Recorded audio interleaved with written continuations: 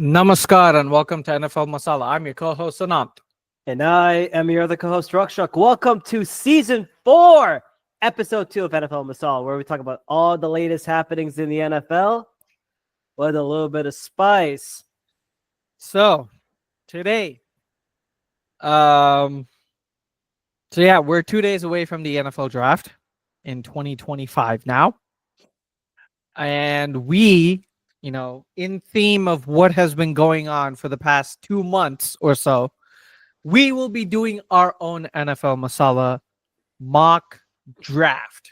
The most accurate mock draft ever that will happen. The most accurate. Everything we say will happen. And this one will be including trades. So trades. Yes. So some trades. I know there are a lot of, teams, typically teams trade up for quarterbacks and stuff like that. It's not going to be one of those years because the quarterbacks, frankly, are not that strong. Right. You maybe have 3 quarterbacks going in the first round. Probably just 2. I would not be shocked if only 1 went in the first round. And that's because of, whatever has been said about that specific quarterback by that specific team, which we will get to in a little bit. Before we do our mock draft, though, we will break some Dhamakedar news, starting with Rakshak this time. Well, and first of all, I want to especially give a shout out to our very own #1 correspondent, Mr. Abhishek Ramani. So Abhishek, if you're listening to this, I know you're completely full-time, but we're going to up the pay for sure. According to Abhishek and Ari Myrov and Adam Schefter and Ian Rappaport, any other NFL insider, the reigning defending Super Bowl champions, the Philadelphia Eagles, and Pro Bowl center Cam Jurgens have agreed to a 4-year, $68 million extension, making him the second highest paid center in NFL history. I believe, I don't know who is #1 at the moment, but I say this is a great signing by Howie Roseman, especially with the mantra, we build through the trenches. And he's extended until 2029. That's probably this. And what I think this is really important because think about this. The Eagles had that prime season years with Jason Kelce for a good 13 plus years. After he retires, Cam Jurgens takes over for 1 year. When he was when Cam Jurgens was drafted in the second round of the 2022 draft, he was touted to be Jason Kelce's replacement. And I think he's done a damn good job. I mean, especially when he had to fill up the right guard position, and then for some time, and then after Kelce retired, goes to center, Pro Bowl year, Super Bowl champ. I say that's a great by Howie Roseman. And what he's done, he's extended almost all the offensive linemen, except for Mekhi Becton, who has already gone with another team. I mean, Lane Johnson, Jordan Mailata, Landon Dickerson, and now Cam Jurgens, all for a good up to let's say at max 2028, 2029. And not only that, Jalen Hurts is paid, AJ Brown, Devontae Smith, and I forgot Saquon Barkley. They are paid. And it just shows how important Howie Roseman is taking when reinforcing the offensive line, especially in the trenches. Howie Roseman is doing a damn good job with that. And plus, from what I've understand, it'll eat a little bit of cap, and then that's pretty much it. Excellent. This is proactive work done by Howie Roseman this year, and I've been impressed. Your thoughts on the extension? Yeah. Here we go.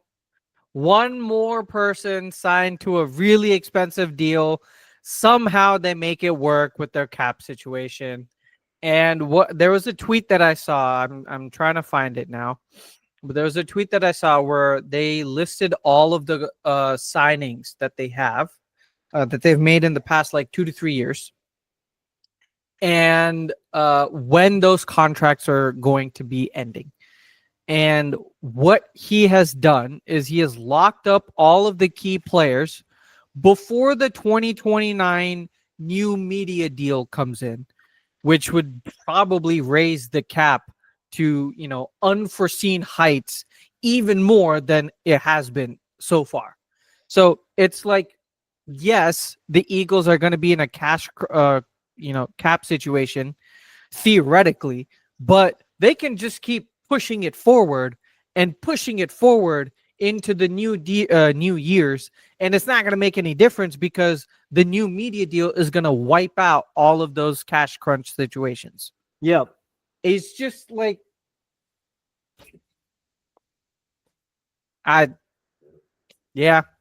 great player, and with our luck, he's probably going to become another Hall of Fame center, just like they did with Jason Kelsey because of Jeff Stoutland. Whoa.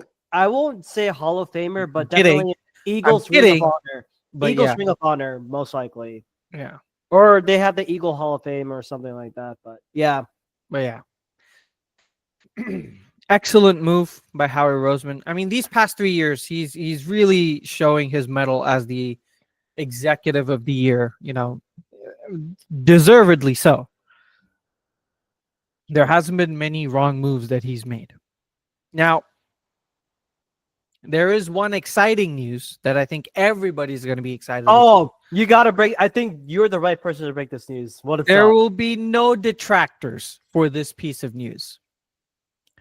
NFL Fan of the Year last year, one Mr. Thomas Grossi has now been anointed by the Packers to announce a draft this upcoming year in Green Bay. Pick number 198 is what he will be announcing at the NFL draft. This was coming at the end of an interview with the outgoing president, Mark Murphy, which, Tom Grossi has interviewed multiple times in the past. This was probably going to be his last interview. And during this one, he had mentioned at the end that Tom will be getting the chance to announce pick number 198, which is going to be in the 6th round.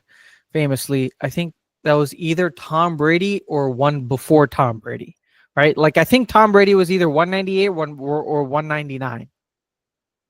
Somewhere along that line, way but back the when. Packers. But either way, Yeah. as long as the Packers do not trade that pick to the Exactly. That's what he said. That's what all the other Twitter mafia said as well.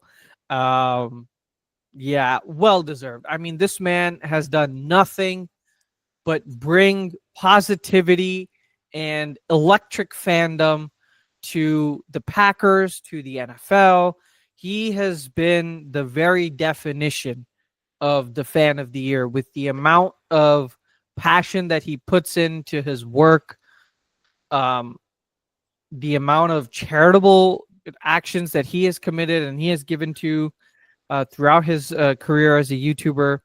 He is the ideal sports YouTuber. I mean, he is the pinnacle. He is what we all look up to.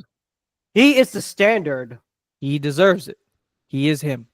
And like how Tom Grossi is also a big fan of professional wrestling, and also I did watch WrestleMania days 1 and 2, and he was streaming for those days before he left for Green Bay for the draft. I'm like, it's Tom Grossi is an inspiration. If you want to see a model YouTuber who not only tries to actually does support charity, but goes out of his way to do the most ridiculous things. Hell, dresses up as like one of his personas is like a psychotic Commanders fan with sunglasses, wildflower turquoise. But Tom Grossi, pardon my French, he's a fucking legend. And yes, I salute you, Tom Grossi. Tom Grossi 2028. Please come save us. Please save us. I wouldn't mind Tom freaking Grossi. Hell, he was a history teacher too. And I remember like in his in that 1 million charity, 1.5 million $150 million charity thing. He actually did a history lesson and all that. So I'm like, let's go. He's Yep. the right man. Yep. Alrighty.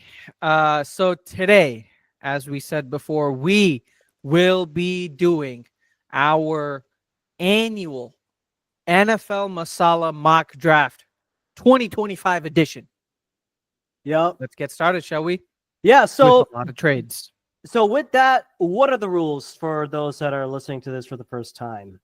All right. So every team gets to pick a player.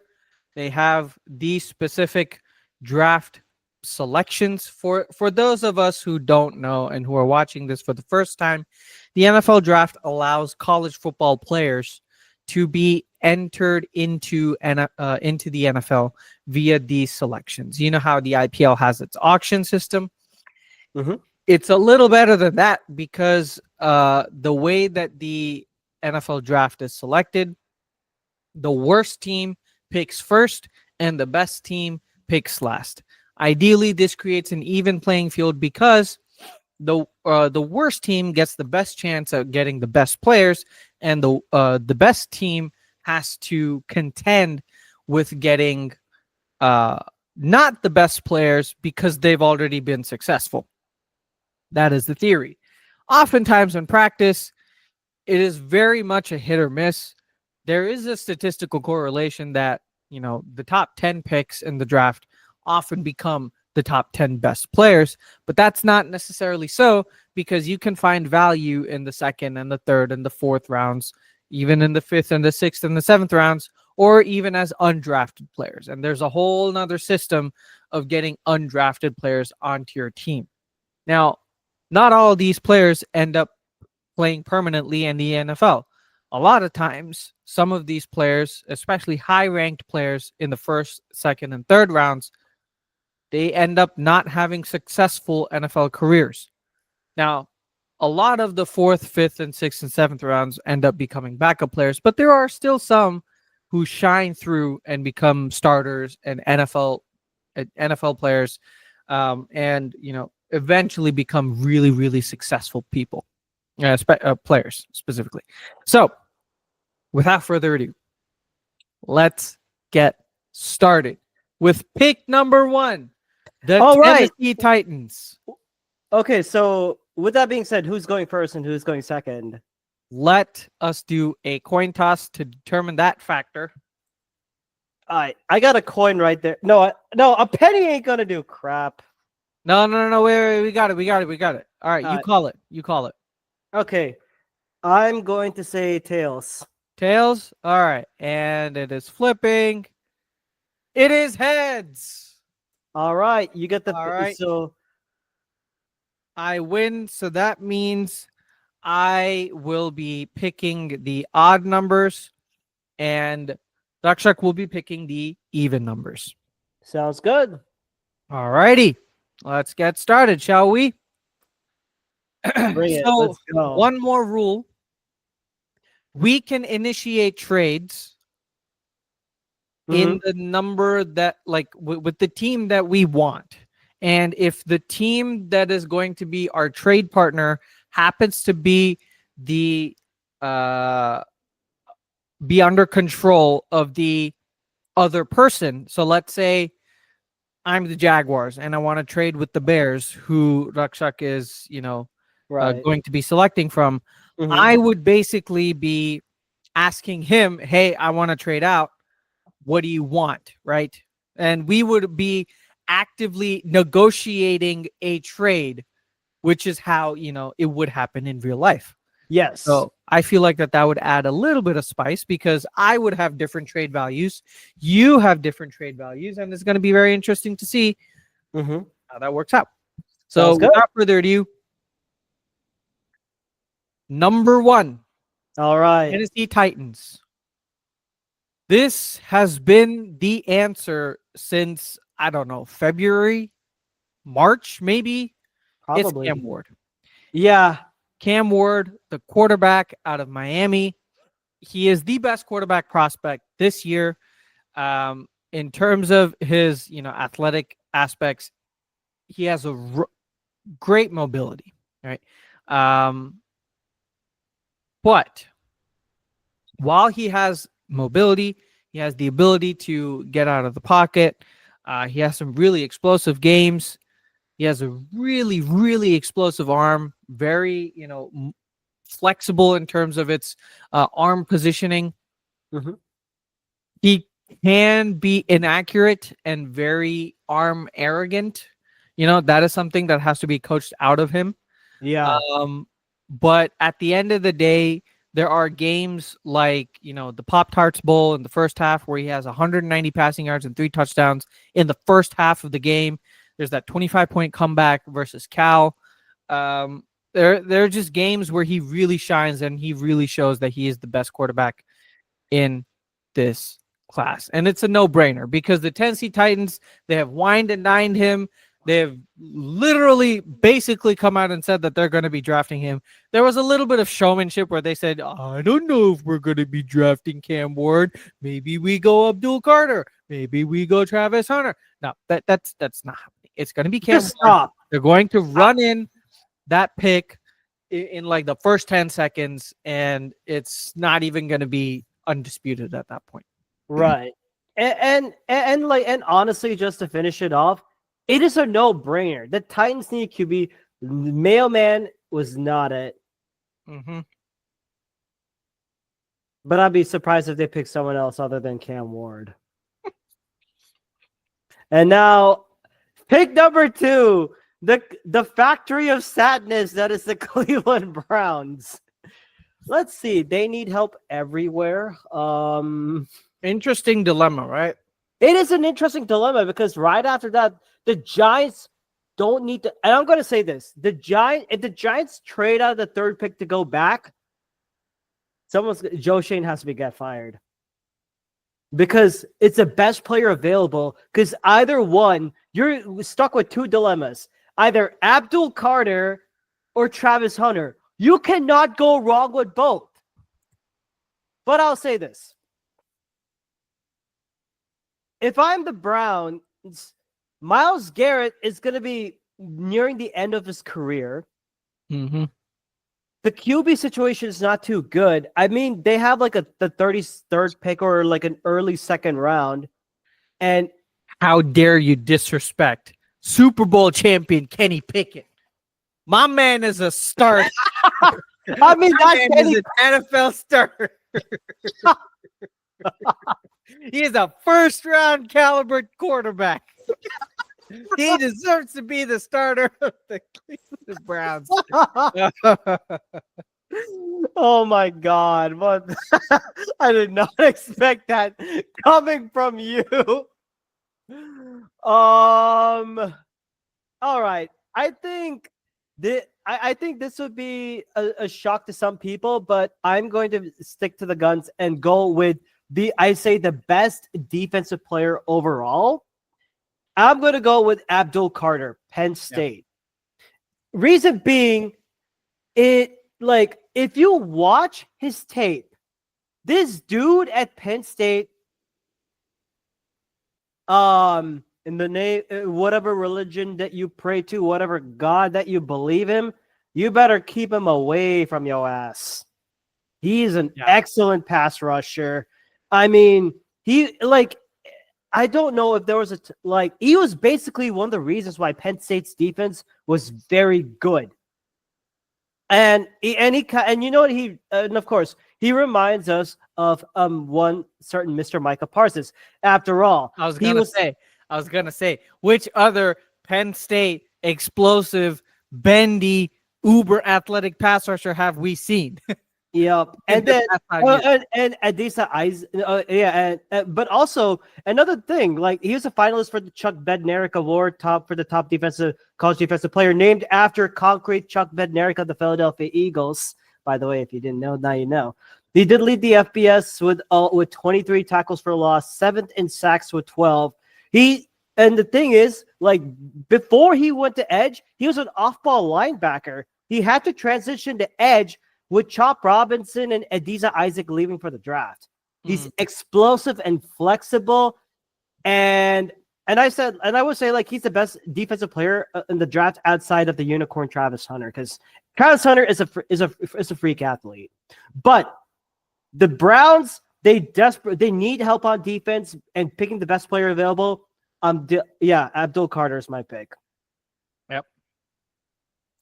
100% agree. I mean, you nailed everything on the head. He's a uber athlete. He's super flexible. He has all the technical aspects of being a pass rusher down. He has a pass rush plan every time he goes and attacks the quarterback. He's good at setting the edge in run situations as well. He's just the best overall prospect in this entire class. Well, actually second best if you consider Travis Hunter the best. Yeah. And I will get into this just coming up. So, yeah, excellent pick. Now, you're the Giants. This is the debate. This is the debate here. Oh, God. What can they possibly screw up this time? This is the debate. You have the GOAT, Russell Wilson, right? You have Jameis Winston. Oh! What's the No! It's your boy Russell Wilson right here. I'm ready for the best player available. Giants country. Let's Big Apple. Big Apple. Big Apple, baby. Let's go. Oh God, Here he dude, comes. that guy always takes over, man. He's infectious. That's what he is. He's infectious. Oh yeah. Yeah. So your QB room is your QB room. You have Jameis Winston eating all the W's possible. You got Russell Wilson being the man, and you have no idea what you're going to do in the future because your QB room does not have a future solution. Your head coach does not have a future. Your GM does not have a future. Your ownership is probably, slinking away somewhere. Slinking away. They don't have a clue as to what they're going to do. They've lost the two of their best players in free agency last year. Yeah. They haven't really, they made a trade to get Brian Burns, but then did not utilize him to his best capacity. You have Dexter Lawrence, so that's like two good players. But besides that, you need help in offensive line. You need help in terms of shoring up your D-line. You need help in the wide receiver department besides Malik Neighbors. But you also need a long-term QB solution. Now, here's the question. Yeah. Is Shedeur Sanders the long-term QB? Because according to most people, Shedeur Sanders is QB2 after Cam Ward. And it is for me as well because the other QBs, they all have significant flaws. Jackson Dart is, Jackson Dart. He has really high potential, but he does need to clean up on some things. Shedeur Sanders has a higher floor but a lower ceiling, just given his lack of athletic prowess, right? Yeah, and he's the son of Deion Sanders, so you would think that he's very athletic. He's not. And another concern I have for him is sometimes like he can hold on the ball a bit too long. That's why he will get sacked. Yeah. And if you look at his college offense, they ran 112 screenplays this past year. 112 screenplays. That's not an NFL passing offense. And you know who their offensive coordinator was? Pat Shurmur. There you go. He has a lackluster record as a leader in the locker room, as a quarterback. He is very accurate. That is the benefit to him, is that he is very, very accurate in terms of his short and his intermediate throws. He is very mobile in the pocket, but he's not mobile enough to threaten with any sort of rushing ability. And he needs like a domed situation because of his lack of arm talent, which could lead to a lot of interceptions. Right. And the closest comp is someone we know really well, Tua Tagovailoa. Tua Tagovailoa, or so like the Chunga Chunga. Tunga Chunga. Chunga He Chunga. has, There you go. yeah, Tunga Chunga, Hunga Punga. Nope. Exactly. So I just don't think New York is the best fit. Even though they need a quarterback solution, he's not the best fit. So I am going to be going BPA, best player available. Get yourself a Travis Hunter. Get a unicorn. Yeah, he is a unicorn. Like you said, he is an athletic unicorn, probably the most unique athletic talent we've seen in the NFL in the past 10 to 15 years. Yeah. There's nobody like him who has played two positions at such a high level that he's basically the best prospect at both of those positions, at wide receiver and cornerback this year. 100%. 6'1", 185. He didn't do the he didn't attend the combine, so he doesn't have a RAS score. But he doesn't need to, because everybody knows just how athletic he is. And on top of his athleticism, he has unbelievable production and capability as a wide receiver and corner, right? And he's made a fact, I believe, in some of his press conferences that he wants to play these dual roles. He wants to be a wide receiver and a corner. So it really depends on the defensive coordinator and the offensive coordinator. But I think Brian Daboll could use, a player like Travis Hunter, especially. I don't want Russell Wilson to start. I want Jameis Winston to start. I want Jameis Winston to be the quarterback. I want Jameis Winston to start for him on that one. I want all the fantasy bombs, to explode with Malik Neighbors and Travis Hunter as wide receivers. And then Travis Hunter plays like, certain schemes and certain plays, especially like third down, lockdown corner situations. You need third and deep defense. Exactly. Third and deep. Put him in like the positions that can favorable. And I would say not just in scheme wise, put him on a snap count as well. You don't, because the thing is, it's as much as he's a unicorn and we love him for that. Let's just get this out of the way. Yeah. It is hard to play both offense and defense in the freaking NFL. That itself is a different beast. So I think he probably could. What I actually prefer is he would be the starting corner, because the Giants still need some help in their corner department, right? Especially if you get someone like Travis Hunter. He would be your lockdown corner, like Pat Surtain, basically, right? Or Derek Stingley, or any one of the lockdown corners we have in the NFL. 100%. So he's going to take away half of the field, but also he's really good in zone, especially because of his spatial awareness, of his incredible ball skills, and especially his speed with which he uses to break towards the ball in zone. So great hands, fluid hips. There's really not a knock on Travis Hunter. If anything, the knock is that he wants to play both positions. Like you said, it's going to be extremely physically demanding to play in the NFL as both the wide receiver and as a corner. So we'll see. But I think he should start as a corner and then have gadget roles as a wide receiver, specifically in the slot. And you allow Malik Neighbors to be on the outside. And it opens up a whole new arena of fun, explosive plays that I'm sure Brian Daboll would love to build. And it would bring some positivity to such a morose situation in New York. Oh, yeah. Giants, right? You have no hope. You just saw your arch rival, arch nemesis in the Philadelphia Eagles win their second Super Bowl in the past 5 or 6 years. It's, 8 years at this point. It's depressing as a Giants fan, right? You have no hope. This just provides some sort of fun, especially if Jameis Winston's your QB. I would love to have 500-yard games, 4 touchdowns, 4 picks, because that's just the game it is. And you lose the game 35-30, 38. But at least it's fun. But you still have fun. Exactly. You can still go to the game. You can still have a great time, have a couple of roller coaster rides there. So I feel like that would be a great situation. Yeah, I definitely agree with you on that, man.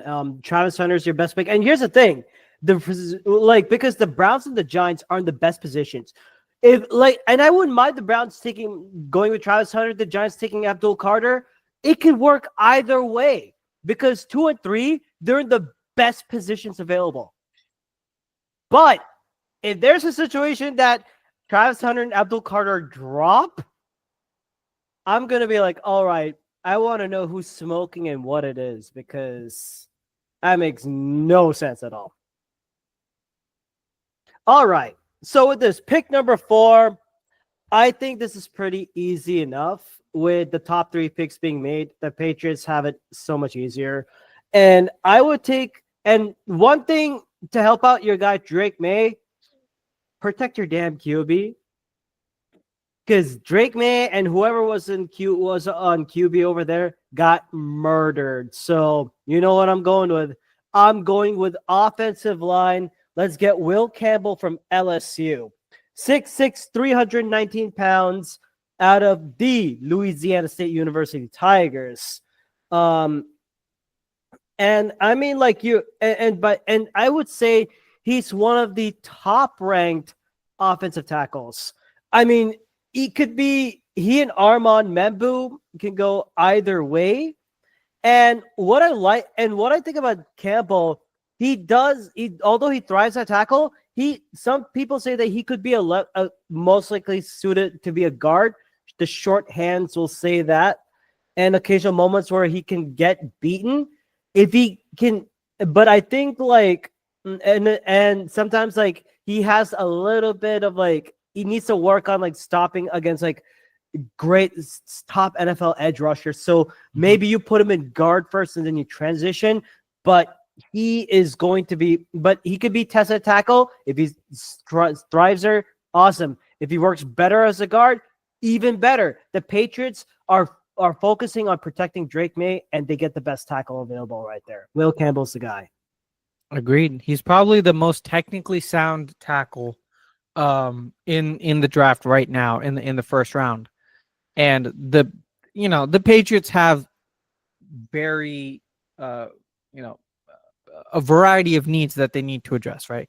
Offensive line, wide receiver, you need to shore up your D line, you need to get some more corners, you need to get a running back probably later down the line. But I think, like you said, what is our mantra, right? What is our mantra? Build through the trenches. Amaha. So yeah, you have to start there.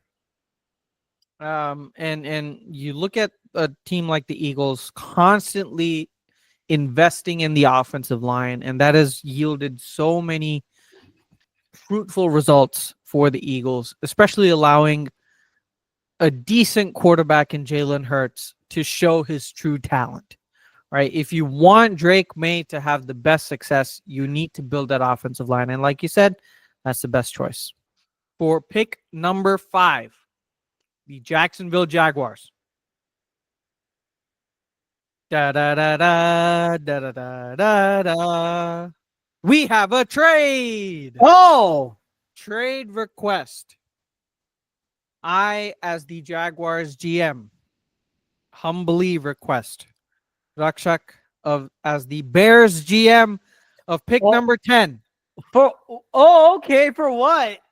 For our number 5 pick. So the Jacksonville Jaguars trades with the Bears for their pick. All right. So here is the current. So Jacksonville will move down 5 spots. Mm-hmm. They will get their second round pick number 39 this year. Right. And actually, let's go with I would say a late third round pick. And then we'll do like a third round swap. Third round swap. Yep, that will work out. The Chicago Bears will trade up with the Jacksonville Jaguars for pick number 5. Okay. Okay. Do you accept this trade as the Chicago Bears GM? You would be moving up for one reason and one reason only. Let me propose this to you. Okay. You have invested in your offensive line. Right. You have invested in your wide receiving core. Mm-hmm. You have invested in your quarterback.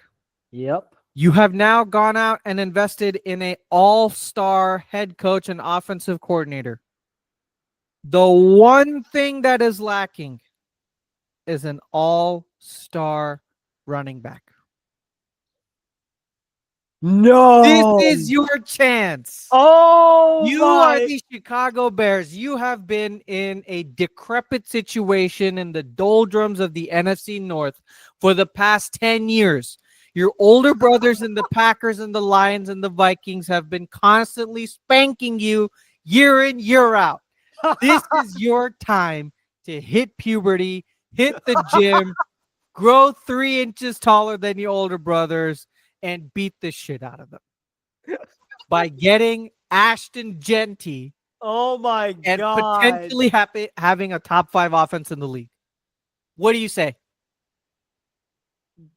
I don't know if Ashton Genty goes that high. That's my question. But I think some team is going to be desperate enough because the Raiders are probably going to get him at 6. The Raiders, and if he falls, the Panthers might even get him. Right, because they do. Because with either other than Chuba Hubbard, they have no running back. Right, and they did have they still do have Jonathan Brooks Hookem from Texas, but he is coming off of an injury. So we'll see how that goes. But I mean, this is specifically to jump the Raiders because the Raiders are also looking at getting a running back. They're going to be so pissed if that. Yeah, I would be. If I'm a Packers fan or a Lions fan, I would be severely upset because this is the first season in the past 10 years when the Bears have probably made all the right moves. They've invested in the offensive line. They've given all the support. They've gotten out and spent the money on Ben Johnson, right? Yeah. They're getting in everything that they could possibly do. And if everything goes right, they could potentially have a top 5 offense if Caleb Williams takes a step up, if that offensive line plays as well as it should on paper, if Ben Johnson can clean up Caleb Williams and help him, if that receiving core can play up to their potential, and you add Ashton Genty to the mix, bombs away, right? Yep. So I think that this would be a perfect trade, but this would obviously have to be with your approval. We are NFL Masala after all. Screw it. Why not? Let's go. Let's do it. Let's go. What? Trade has been rejected. What? Bro, that's stupid. Can I force a trade? Chicago stupid. And Jacksonville and Chicago. Okay, so you're giving 5 and 10 for 239. Maybe you give, and I don't know, like a 2nd round pick or whatever. No, take out not a future first. Yeah, and then we'll give you number 7. Let's try that. Bro, what? Oh Lord. Okay, wait. Let's try this again. Try this again. Hold on. Let me see if this works for another mock draft simulator. 1 second. Our apologies. Wait, let me try. Wait, I gotta trade. I got a trade scenario on this one. Do a proposed trade again. I'm gonna try something. So Chicago and Jacksonville, I would say Chicago gets the 5 pick in exchange for 10. I would say 41 and 72. Try that. Okay, that's fine. Whatever. We got it. All right, and now the Chicago Bears, with the number 5 pick in the 2025 NFL Draft, will select Ashton Genty and piss off the entire NFC North, which is their intended, experience, I guess. Reaction. Job done. Oh, wait, what does Kobe Bryant say? Job's done. Yeah, job's done. I mean, just if you don't know who Ashton Genty is, he is probably the best running back prospect since Saquon Barkley. Okay, just unbelievable. Wait, correction. Since Super Bowl champ Saquon Barkley. Yeah. Unbelievable talent in terms of his running back vision, in terms of his agility, in terms of anticipation for opening holes, in terms of the best contact balance you will probably ever see. This man does not go down. He's very akin to Derrick Henry. Like, he just cannot be down. He doesn't have like the size of Derrick Henry, but he just cannot go down. Yeah. And he can pass block and be a yards weapon. after contact. He's the perfect running back. He is the perfect running back. I mean, there were games this past season where he went for like 150 yards and two rushing touchdowns. We were like, that's it. He can do more. Like, he can do, like, we had like the Indian mentality. It's like, you only got 99%. You can do what happened to that 1%? Exactly. Get the belt. That's his talent. Yeah. Incredible. All right. And with the Raiders being pissed, I would say that there's something that still needs to be done. Mm-hmm. I mean, with Ashton Jeanty being out, still think the Raiders have enough picks to still get a running back, even in the second or third round. Like, I would say, look at a guy like Trevion Henderson, or if Omarion Hampton falls to second round, which I'll be shocked, he goes there too. So I'm not too worried about it. As a matter of fact, I'll still go with the best player available option. And guess who's sitting right there? From the University of Michigan, Ann Arbor, the Wolverine. I'll go with Mason Graham, who wore number 55. The same 55 that Eagles legend Brandon Graham wore back in Michigan and with the Eagles. Mason Graham. Here's what I like about it. I think like was one of the main defensive tackles of that Michigan defense in that 2023 championship year. And from what I've understood about Mason Graham, if I could pull it off, okay, here it is. Here's what's so impressive about Graham. Are you ready? Mm-hmm. He was part of the front seven. He can draw double teams and big time. Size and height could be the issue, but he is very strong and quick in filling up the gaps, man. He is a great athlete, 6'3", 296 pounds. The Raiders need help on that defense. Max Crosby can be doing all the same shit, man. You got to get some help. Draw the double teams. Mason Graham can do that too. All right. Well, the Jets, they have lost out on all the blue chip prospects. They have lost out on potentially Ashton Jeanty, but I don't know if they would really get Ashton Jeanty. What are some of the needs for the New York Jets? Well, you look at their offensive line. You got Olu Fashanu, who is going to be your left tackle of the future. You got John Simpson, who they just picked up, who's probably going to be right guard. ESPN right now is listing him as left guard, but I think Elijah Vera Tucker is going to be your left guard. So if you look at the left side of the offensive line, it's going to be Olu Fashanu, Elijah Vera Tucker, Joe Tippmann, who they just drafted last year. And then the right guard is going to be John Simpson. And then the right tackle is something you could look to invest in. Chukwuma Okorafor. Not really a household name. Not really the best tackle. He's a replacement tackle. He's also 27. So he was on the Patriots last year. The Patriots were not known for having the best tackle situation, right? So I think they also need a QB. I mean, they do have Justin Fields. Yes, they paid him to a 2-year, $40 million deal. They have Tyrod Taylor. Honestly, is Justin Fields for the future situation? I don't know.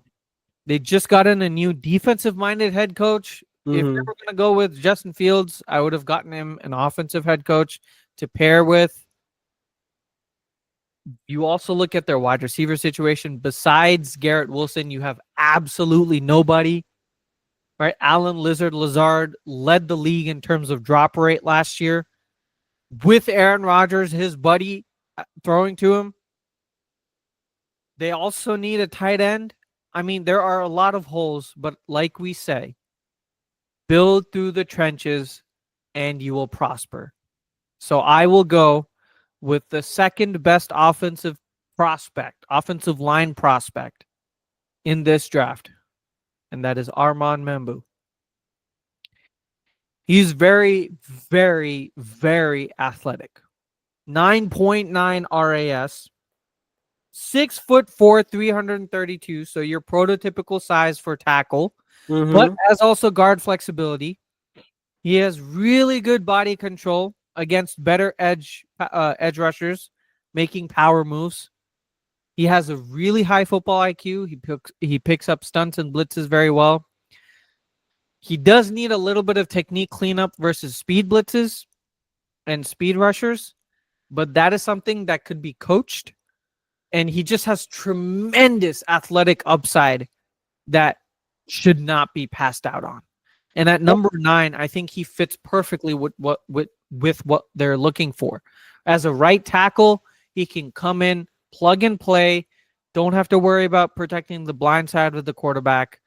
And anyways, Justin Fields is a very mobile QB as well. So that is, going to be helpful for offensive lines because they don't have to protect as long. But it is Justin Fields, so he might hold on to the ball a little bit. So, that kind of evens out. Anyways, Armand Membu, very athletic tackle, very good fit. All right, next up. I agree with you on that one. Armand Membu would be your best fit. And now for the Panthers. Guess who was gone after that trade with the Giants? Brian Burns. Guess where I am going with this. Ooh. You need to have someone who can also play off-ball linebacker and play that edge role. So why not go with a guy like from I believe the best one of the best college football programs that's growing, that is from the University of Georgia Bulldogs. Who I go with Jalen Walker. He could play he could blitz, he could play an attacking style. If you watch his tape, especially against UT Austin in the SEC, and Jalen Walker was literally everywhere. He has the power and the speed. I would say the size is a bit of an issue, but fitting in the right type of system, like under Ejiro Evero, I believe, was still the DC. He can be a difference maker, especially with Brian Burns being out. Fill him up with Jalen Walker. Not only is he playing edge, he can play off-ball linebacker too. Perfect 3-4 edge. Perfect. And I think, and if Evero decides to go in a 3-4 type of defense, brilliant. Yeah, it's a matter of using him properly. That's all I ask for. Correct. I believe. I 100% agree with you. I mean, the athletic upside is there for Jalen Walker. He's an uber athlete. We say that a lot, but there are very few athletes like him in the draft. Yep. And at a position of need, that too. I mean, yes, you could have gone for a wide receiver. You could have built through the offensive line, but the defense was so bad. I mean, they were like 32nd in all passing metrics or something. Well, they kept on fighting. They kept on fighting, man. Fighting. And you get a finisher like Jalen Walker, and guess what? Who his pro comparison is? Nolan Smith. Wow. Okay. Former of his ex-Georgia teammate and Super Bowl champ. Yeah. If you're the Eagles, just draft Georgia players. That's all there is. Oh my God. At this point, I would not be shocked. And Atlanta would be like yelling collusion. Collusion's like, yeah. I'm like, well, I was like, why the hell are you guys idiots? You haven't even drafted like someone from your own school yet. You haven't invested in your local talent. So they had ample opportunities. Yeah. And now the Saints are up. Who they got next? Who they want? I'd mentioned there was a quarterback prospect who would be very beneficial in terms of playing in the dome. Oh. The Saints play in the dome. Oh. No, the Derek Carr situation. He got injured in terms of his shoulder, and he's going to require surgery. So that puts the season start in jeopardy. You had a pathetic year last year, which required you to change entire systems in terms of your coaching staff. You brought in Kellen Moore, Super Bowl champion Kellen Moore, who has worked with quarterbacks like Shedeur Sanders before. Not necessarily the mobile, but accurate, precision passers who can be almost like a point guard in the field. They don't have to take the game on by themselves. They physically cannot take the game on by themselves. They are limited in that capacity. But if they can just be a ball distributor to your playmakers in space, then you can win games. And I believe that Shedeur Sanders can do that for the Saints. Yep. He's going into a situation where the pressure is there to succeed, but they just brought in Kellen Moore. They don't necessarily have the cap situation to extend Derek Carr, nor bring in a veteran quarterback. Next year, we don't know what position they're going to be in. So I think that this would be the perfect scenario for Shedeur Sanders. You come in, you start like 5 games, you wait until Derek Carr is healthy, then you get benched, and then you learn from him. And then if he sucks, then you just have the Michael Penix route, right? I mean, you look at the Atlanta Falcons. They paid a $100 million contract to Kirk Cousins. Yep. Granted, stupid idea. They also then drafted Michael Penix, which at that time we all thought was the worst idea they probably could have done.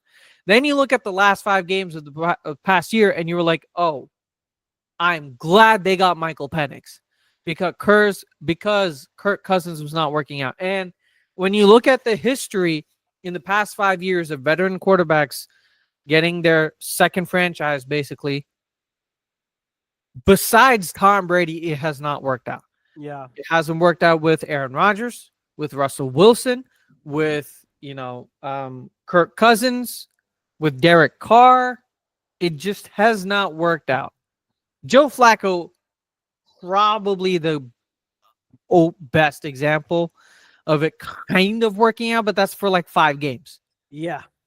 So, yeah, I think that Shedeur Sanders would be a good selection for him. And now, the Jacksonville Jaguars at 10. Yes, you moved down 5 spots. You miss out on Mason Graham and Jalen Walker, but I still think you have some fantastic players. Oh, I got a pick for this one. Yeah. You are number 10. So you right. So you know what really piss off Colts fans? Ooh. Okay. Hear me out. Who do the Bears have in tight end other than Cole Kmet? No one else. And I'm going to take a gamble on this one, and I'm going to say you can take plus you reinforce the offensive line. You got a bunch of picks back after you traded with the Jags. No, I mean you're the Jags. No, the Jags. Okay. Yeah, Oh my God, yeah. What am I doing? You're good.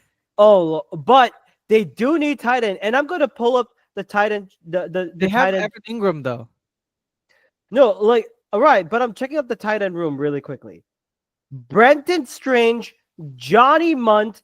Oh, Hunter they don't Long. have Evan Ingram, right? They gave away. Remember, they had Ingram. So guess what? I think they take the best offensive player available on this one. Okay. Imagine this: Trevor Lawrence, short pass to Tyler Warren, Penn State. One of the most dynamic offensive playmakers. Okay. And I believe Kyle Brandt has put him for the Good Morning Angry Run prospect list. Mm-hmm. And if I want to talk about how good he is, he won the John Mackey Award for the nation's top tight end, second team All-Press Associate AP All-American, Big Ten Conference tight end of the year. He finished 7th in the Heisman Trophy, the highest for a tight end since Notre Dame's Ken McAfee for third in 1977. Fiesta Bowl MVP, 6 receptions for 63 yards, 2 touchdowns receiving. Tied for second in FBS with school record of 104 receptions, 1,233 receiving yards, 8 touchdowns. He set the school record altogether in his entire career. 156 receptions, 1,839 receiving yards, 19 receiving touchdowns, and this guy he has the size, he has the athleticism, and he is very, very competitive. Only thing is like nonchalant routes. He needs to be a little bit refined at that part, but you pair him with Liam Cohen's offense. Trevor Lawrence gets another weapon along with Brian Thomas Jr. and Travis Etienne comes back from injury from the IR. That's going to be a fun offense. Good Lord. But it all depends upon Trevor Lawrence, man.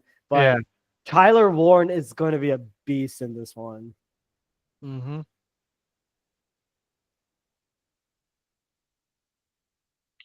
All righty. Okay. Well, that definitely spices things up, especially if you look at the Colts at number 14. They're going to be pissed off right now. I think they're throwing stuff at me. Oh, yeah. Now, if you're the 49ers, there are some very, very intriguing players. They're whining like little bitches. All right. You need D-line help. You need D-line help. You need someone who can replace the pass production, the pass rush production that they lost. You got a couple of good players here. You got Walter Nolan, you got Kenneth Grant, you got Derek Harmon. Those are your next 3 defensive tackles.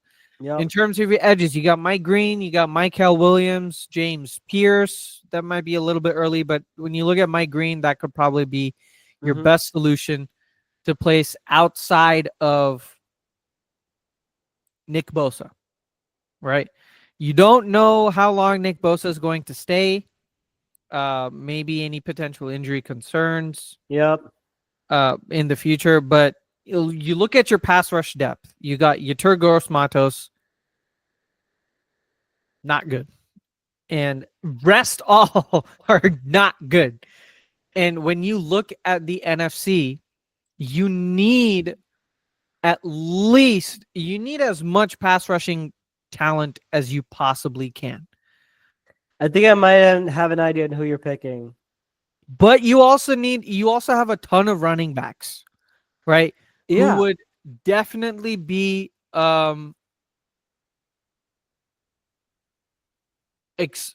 definitely could expose the 49ers run defense. I mean, their run defense last year was atrocious.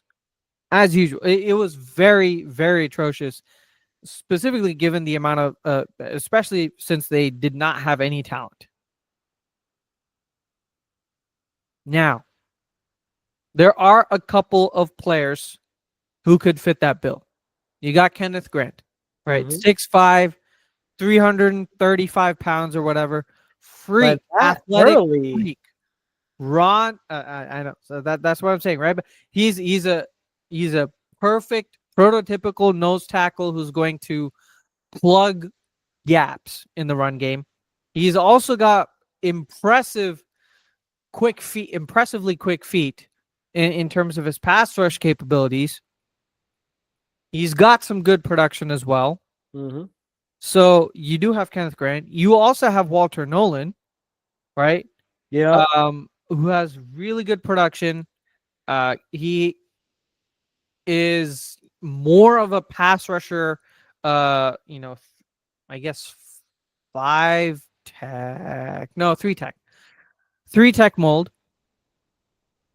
So I think that would probably be your best option is to go with an interior pass rusher like Walter Nolan. Oh my God! 6'4", 300 pounds, really, really athletic, explosive pass rush, naturally wins in terms of the leverage battle, uses his hands very well. It's the perfect fit to generate interior pressure. Walter Interior pressure freaking Nolan. against, look at the running backs, right, that you have to face in the NFC East. You got Saquon Barkley. You got Josh Jacobs. You got Jahmyr Gibbs. You potentially have Ashton Genty in this draft, right? Then you look at your own division. You got James Conner and Trey Benson in the Cardinals. You have the Rams running backs, right? Mm-hmm. You have the Seahawks running. You have Kenneth Walker.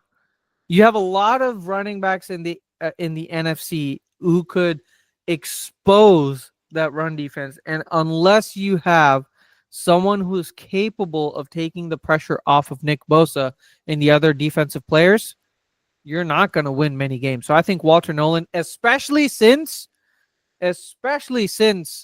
Saleh is coming back as the DC. Oh, I'm sure he would love to use someone like Walter Nolan in his defense. 100%. I think that's a good pickup for him, for the Niners. Yep. I would be I'll be shocked if he goes that high, because I had him as a mid to late first round pick. Yeah. Well, I mean, this is a little bit high. Close to the mid. Yeah, it's a little bit higher, but yeah. I feel like they're so desperate. They need somebody. I thought they could have gone like edge rusher and get someone like Shamar Stewart. But Shamar Stewart doesn't have the production that Walter Nolan has. But like in that case, if you wanted to fix the interior, which is big need, Walter Nolan could see Walter Nolan going there, which would really pain me. Yeah. He's also young. He's just 21, turning. I know. This even year. better. He's so good. All right. Now I know why you maybe want to go evens. We have the cursed franchise, the spawn of Satan. See, you are the general manager, so you can do a lot. I can screw the Dallas Cowboys over, but we'll lose a couple fans, but do it for your own enjoyment. If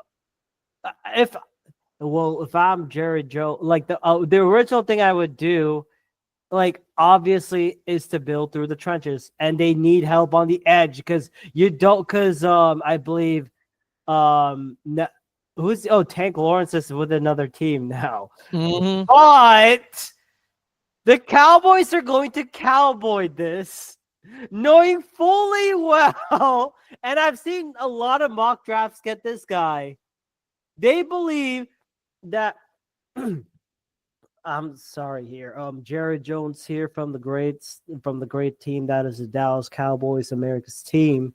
I believe that in my passion as a Cowboys owner, we really need to help our good man Dakota John Prescott get back from the injury bug and get on that high horse and whip it to shape. Yeehaw! Along with our star wide receiver CD Lamb, we're gonna go with that big boy from Arizona, that Ted McMillan. No, you're actually doing a good job. This is the Cowboys move. This is what they will do. They will ignore the line and they'll go straight for wide receiver.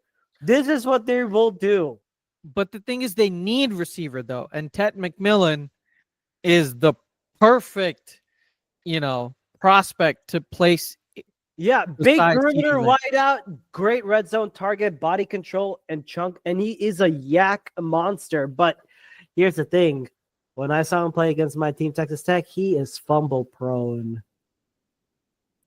Yeah, and some games, it can be turnover prone. So, but the big body and size, definitely works out for the Cowboys' favor. You got one big body with CeeDee Lamb. You get another one with that's a Tech McMillan would be our best bet. I'm just going with what I've seen with predictive mock drafts. And hell, I could have given someone like Matthew Golder and go with like Shamar Stewart, but I thought you were gonna go with Kenneth Grant. Kenneth Run stuffing nose tackle. God, along with freaking Mozzie Smith, who did nothing. Yes. Kenneth Grant at number 12, man. That makes sense, right? Tyleek Williams, Maxwell Harrison, fastest guy at the combine. That sure seems like Jerry's pick. I would be surprised if they go corner in this one, but yeah. All right. Okay. Well, you did the sensible thing and got Ted McMillan. And with the Dolphins, there are two situations that two routes that they can go. Either they reinforce that offensive line. You look at their offensive line; they have. I'm getting a cold. Yeah, I see, sneaky. I know it's actually true because Tua Tunga is like a couple of hits away from being a concussion. No offense. Yeah. Patrick Paul is their, I think, second round talent from last year. That's the young left tackle that they're looking to invest in. You got Liam Eichenberg. Mm-hmm. James Daniels is your right guard. He was hit or miss with Chicago last year. Austin Jackson has been up and down for the Dolphins last year as well. But he is young. So do you continue with him or do you go someone else? Or you are looking to move off from Jalen Ramsey.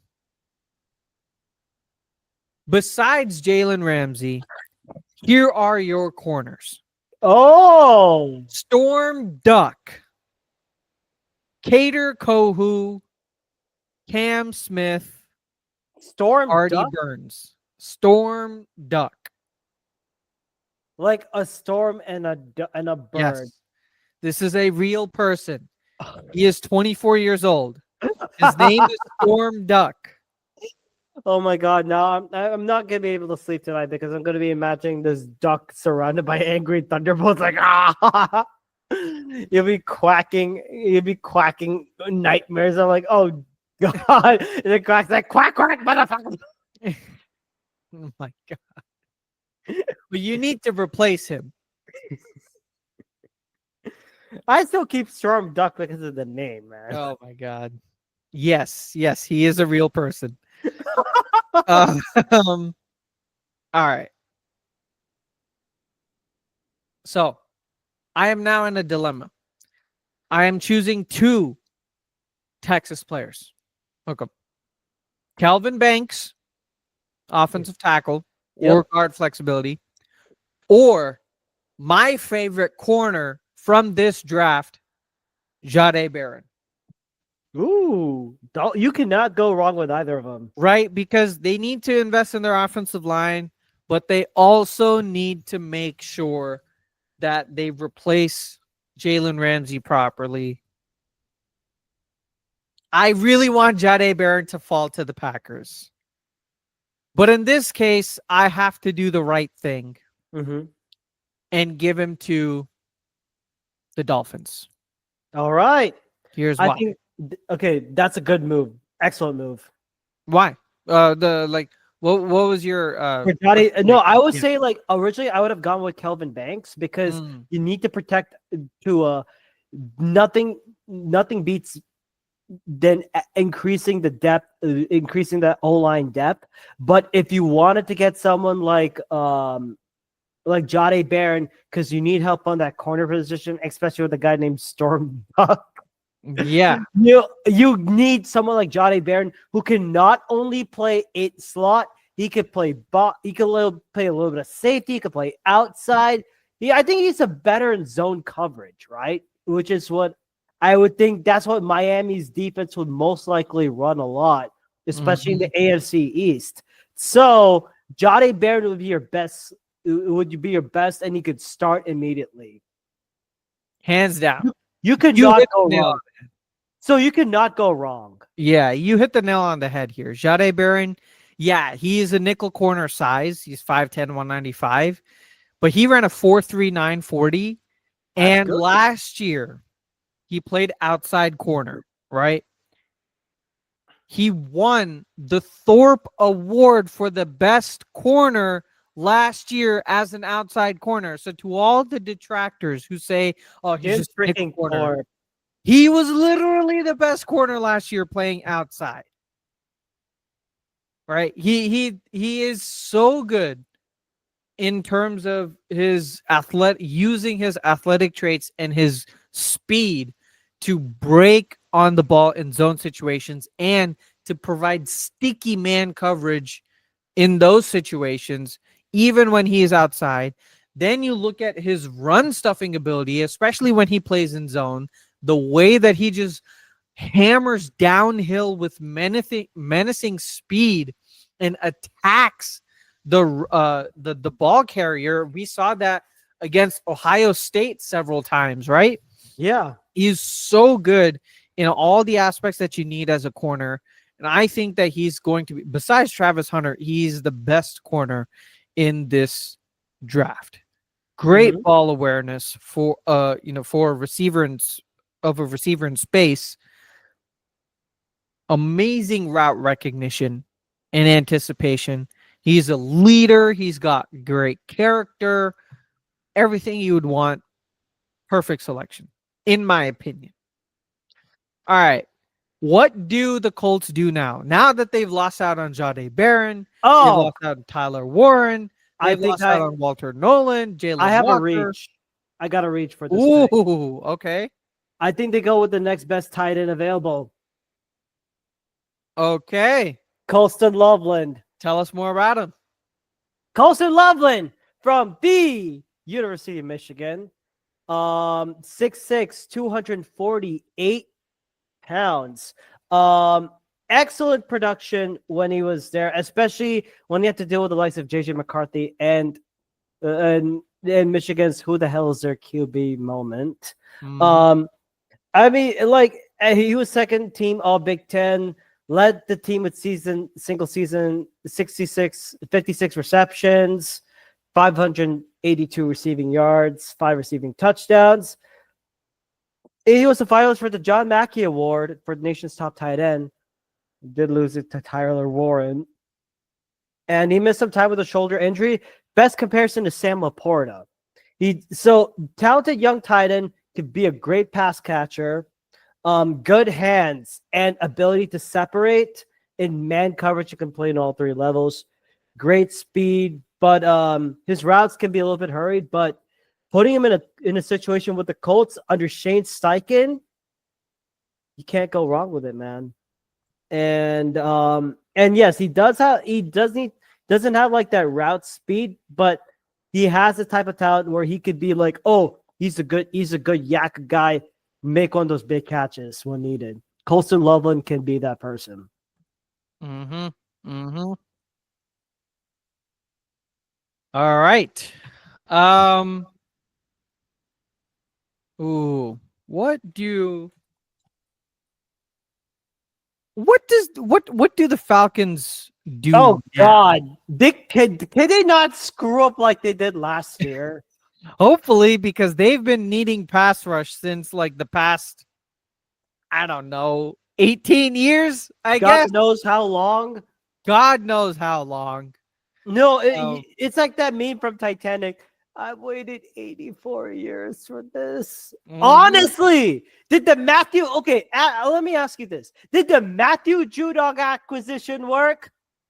No. Did the Luke Aurora thing work? No. It's obvious. They should be on the panel, on the board right now. Yeah. Yeah, and when you look at the edges that are available now, right? You got your Mike Green, you got Michael Williams, you got Shamar Stewart, James Pierce probably. But I think there's one player that they would really want. Right. And that is Mike Green. I like that He pick. is the most productive of the pass rushers in the entire league last year. Led the FBS with 17 total sacks. That is phenomenal considering that Abdul Carter was there as well. 81 total tackles, 3 fumbles forced. He also has very, very good athletic traits as well. 6'3", 250 pounds. So, pretty decent size for an edge, especially playing, that 9 technique, that outside, like, wide edge. 4.57 40-yard dash tested in his pro day, I believe. He was very, very phenomenal in terms of his pass rushing production ability, in terms of his athletic talent, in terms of his like pass rush plan, in terms of his explosiveness. Very good bend around the edge, especially reminiscent of a player like Von Miller, who's super bendy and twitchy against your tackles, consistently beating tackles with pure speed. He's got some really good pass rush moves as well. He's got a very fluid spin move, violent hands. He is your prototypical outside pass rusher. And had it not been for Abdul Carter, he probably would have gone in the top 10. But instead, he goes out to number 15 to the Falcons, in desperate need of an absolutely stud of a pass rusher. Absolute stud of a pass rusher. 100%. I love this pick. And I mean, you could have gone Shamar Stewart, you could have gone Mike Green. I like it. And this is what they needed. They answered the call. Now for the Cardinals, they need help on edge, which they were able to get by overpaying Josh Sweat, I would say. And maybe for Josh Sweat to have like the same type of production, maybe they can go defensive tackle, or maybe they can get another like unicorn and edge. They also have Calais Campbell coming back. Calais Campbell is there. I completely forgot about that. So pardon my ignorance on this. And I'm thinking, hear me out. Maybe they go Shamar Stewart. Ooh, okay. So Shamar Stewart, if you want someone who had an insane combine and want to sign the same measurables as Myles Garrett, that's your guy. Shamar freaking Stewart Jr. from Texas A&M. Gaga Maggie, whatever. Yuck. Third team all SECs, 12 games, 31 tackles, 5.5 tackles for loss, 1.5 sacks, 2 pass breakups, and 1 forced fumble. He did not play in the Las Vegas Bowl. So he has his upside is his athleticism. He has a great bull rush. But the thing that he needs to work on is using his hands to bypass all of that. You get someone like Josh Sweat to teach him, and you get Calais Campbell to get some double teams going. I would say it's pretty good, and I think like he can also attack the guards when when they're reduced inside. He does need to work on the finishing parts, but if he can attack at the initial level, Josh Sweat's an opportunist. He will take the second one. You saw what he did with the Patriots when Jalen Carter was rushing through. That's it. Oh, let me get the leftovers, and Jalen Carter will be like, "What the hell, man? Where's my food?" But I think like Yeah, but I would say like Shamar Stewart would be like a project player to work with, but I think he could definitely be a starter in that Cardinals defense, and Jonathan Gannon can work with him on that. I mean, either way, I would have done something risky. Like hell, you could have gotten Matthew Golden to pair another wide receiver along with Marvin Harrison Jr., or maybe you go down to an Ezeraku. But yeah, Okay. Yeah, I mean Shamar Stewart, right? Super freak athlete, 10 out of 10 on RAS, which is the athletic score that a lot of NFL teams use. Obviously his production is an issue, but no, not without a doubt, he has all the athletic talent that you need in an edge rusher.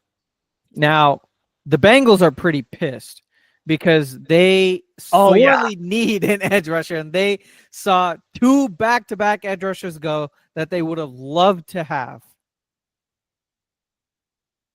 So what do you think they do here? Do they go for Michael Williams, or do they trade out? Oh,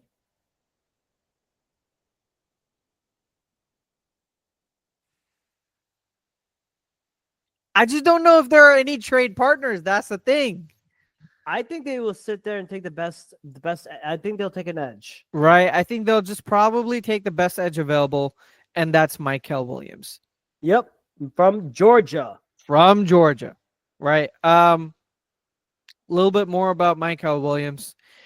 Similar situation to Shamar Stewart, where his production wasn't as high as the athletic talent would say, but he has prototypical size. He's 6'5", like 265 pounds. He has an excellent RAS score. I believe, if I were to look this up here, come on. He did not, at 6'5", 265, he had 4.77, but his first 10-yard split is what is really important. 1.61 in terms of his 10-yard split, which is 9.0 on the RAS scale. So he is very athletic. He has rare power in terms of at the point of attack, almost always controlling the blocks with a lot of violent hand movements, which is exactly what you need to see in a power rusher coming from the outside. Now, he didn't have a lot of chances because the Georgia defense was so stacked, but when he did, his bull rush, collapsed the pocket very frequently. He had very good skills in the running game by setting a strong edge, rarely getting caught out of position on misdirections and zone reads. We saw that against Texas, specifically because Sark used to love running a lot of misdirections with the amount of personnel that he had on offense. And he has really good lateral agility for his size. He can be kind of stiff at times, and his production doesn't really show. He only had 5 sacks last year, but I think unlike Shamar Stewart, this is more a product of the fact that Georgia didn't necessarily use him the right way, but also the amount of talent that was on the Georgia defense. There's just not enough sacks to go around. Now, if he goes on to the Bengals, it's him and Trey Hendrickson, and that's basically it. He's going to be the main man, who's going to be producing the pass rush that is necessary. And especially for the Bengals, they need a dominant pass rusher, right? None of the others at this time have the upside as Michael Williams does, right? For Michael Williams and Shamar Stewart, it's not their production, it's their athletic upside, right? So the only other person that I could see go up this high is Donovan Ezeraku, but his size limits him to go this high. I think he's more of like a late first rounder. Yeah. So Yeah. All right. What do the Seahawks do? You're They wait. have a lot of good pieces available. I hate it. I hate it. So you need guard, you need tackle, you need wide receiver, corner, and edge. Oh my god. Well, look at You're this. going to hate me on this For one. guard and tackle, you got Kelvin Banks. For wide receiver, you got Matthew Golden. For You're corner, you got Will Johnson. I know what you're doing. Wait, so let me pull up the Seahawks depth chart really quickly. I think like for those that are watching this, yes, we are it's a little bit late for me, but I don't care. So if I'm looking at their guard position, right guard Anthony Bradford's questionable. They do need help on that. Kelvin Banks will be like my best bet, but I'm saying if Tariq Woolen and to help out, pair him out with Darren Witherspoon and Tariq Woolen, maybe you go with a guy like Will Johnson, but I am going to be the safe bet. I'm going to do the safe betting on this one. I have to go with Kelvin Banks. I think Seahawks can get another weapon on wide receiver, although they got freaking Cooper Kupp, which I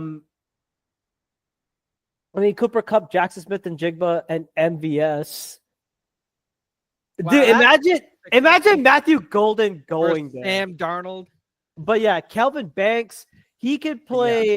Yeah. So I think I have to, if I want to talk about Kelvin Banks, I need to refer to my local UT boy, Mr. Anand. Tell me a little bit about Kelvin Banks. Give him a little bit of preview on who he is. Yep. So 6'5", 313 pounds, who can be very, very athletic. He can move well. He has an 8.32 on his RAS score. So we know he's very athletic. But he's also a more prototypical left tackle than Will Campbell is, and potentially a better guard as well than, Armand Membu. So to the fact that he's fallen this far to number 19 and falls, or 18, and falls in the lap of the Seattle Seahawks pisses me off, because he is a really good tackle, but he's also a really good guard, and that is exactly who they need help. The Steelers, the Seahawks need. Yeah, they need help in guard. They need help in tackle. And who knows if you're gonna keep on rolling with Sam Darnold, but at least you're giving him some protection to work with. So exactly, And I don't know if he's a left tackle, right? I don't know if he can play right left guard, but if he could find a way to transition into a right guard position, that would be good. Well, yeah, as a guard, he can play either side, but he is also suited as a left tackle as well. So he has positional flexibility, and that is a trait that you typically see amongst these top tackles. Is they are not your prototypical tackles like last year or 2 years ago. Yep, and they are more like guard. They have a lot of guard tackle flexibility. So the same thing works with Kelvin Banks. He's got really good hand movements and hand techniques against good edges. He works intelligently with other blockers by occupying space, but also leaning on them and learning from others and working together as a team, which is what you need in an offensive line. You don't need to be your sole anchor, right? Yep. He's also a great run blocker, especially in outside zones and runs to the outside. So that's, someone like Kenneth Walker would probably benefit from that as well.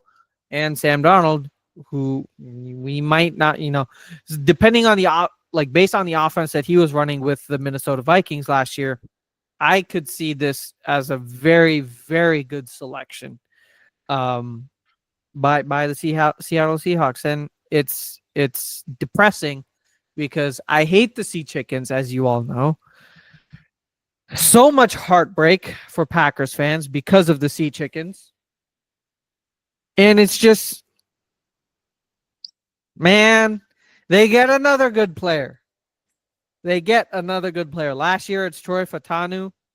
This year, it's Kelvin Banks, slowly building up their offensive line again. It's a great selection. 100%. All right. Well, the Bucks again, they have a player that falls in their lap. I think it's our faults for this. It is our fault for letting Will Johnson fall this far Damn! to a team who Carlton desperately- Davis replacement. It's a team that desperately needs a corner. And Will Johnson is your prototypical outside corner. 6'1", 195 pounds. Great cover corner. Really solid fundamentals. And he would be the best outside corner outside of, Travis Hunter when healthy.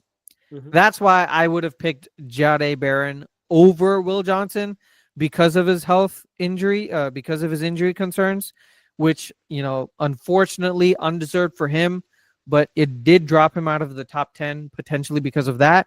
But if you look at his demeanor, especially when it comes to run support, when it comes to coverage, Excellent. it's very similar to Pat Surtain. All pro corner Pat Surtain. PS2. And the Bucks get him because it falls into their lap. Now, Cowboys I is would gonna have fun. love to see someone like Todd Bowles work with a fascinating prospect like Will Johnson, because he is your prototypical man cover. But I think the Bucks run more zone, don't they?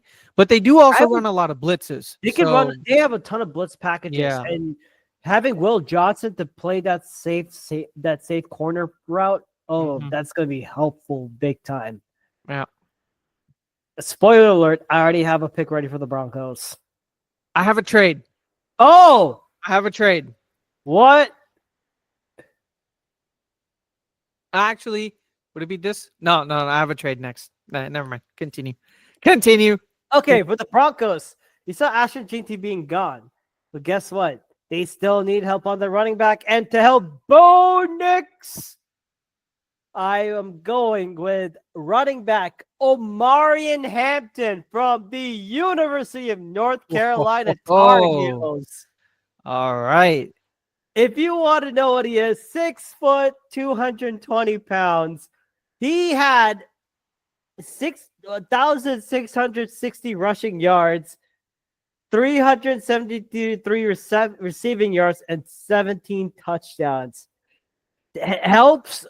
Takes a major burden, a top major burden from Bo Nix. Bo Nix doesn't need to run a lot now. You pick Omarion Hampton to do that for you. Led the ACC in rushing in each of his past 2 years. Rushed for 30 touchdowns over that span as well. Excellent route. He's a good route. Wait 1 second. Pulling up his thumb. Ramondre Stevenson is this comparison. Finalist for the Doak Walker Award, nation's top running back. 15 rushing touchdowns he led this year.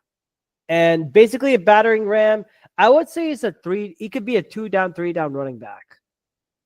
Mhm. And definitely needs help on. He only has like that one speed long stride, only one cut ability. He can try and develop it, and he can bang into a blocker and lacks that evasiveness. But then again, Sean Payton in this offense, he can try and work some stuff with Bo Nix, man. Omarion Hampton on that offense is going to be fun to watch. Yeah. Yeah, I was going to trade up to this spot. But now that you selected Omarion Hampton, I'm glad I didn't. Because we got the Pittsburgh Steelers. You got the Pittsburgh Steelers. All right. What's your pick that will send them to the Super Bowl? Yes. In the words of urinating Trey. Okay, 1 second. I need to make sure that I filled this out properly. Mm-hmm. Oh, that's last year.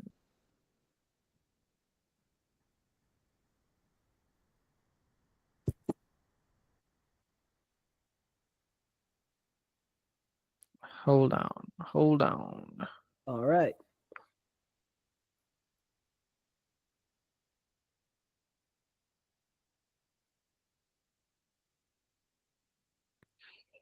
Why don't I see this? Okay.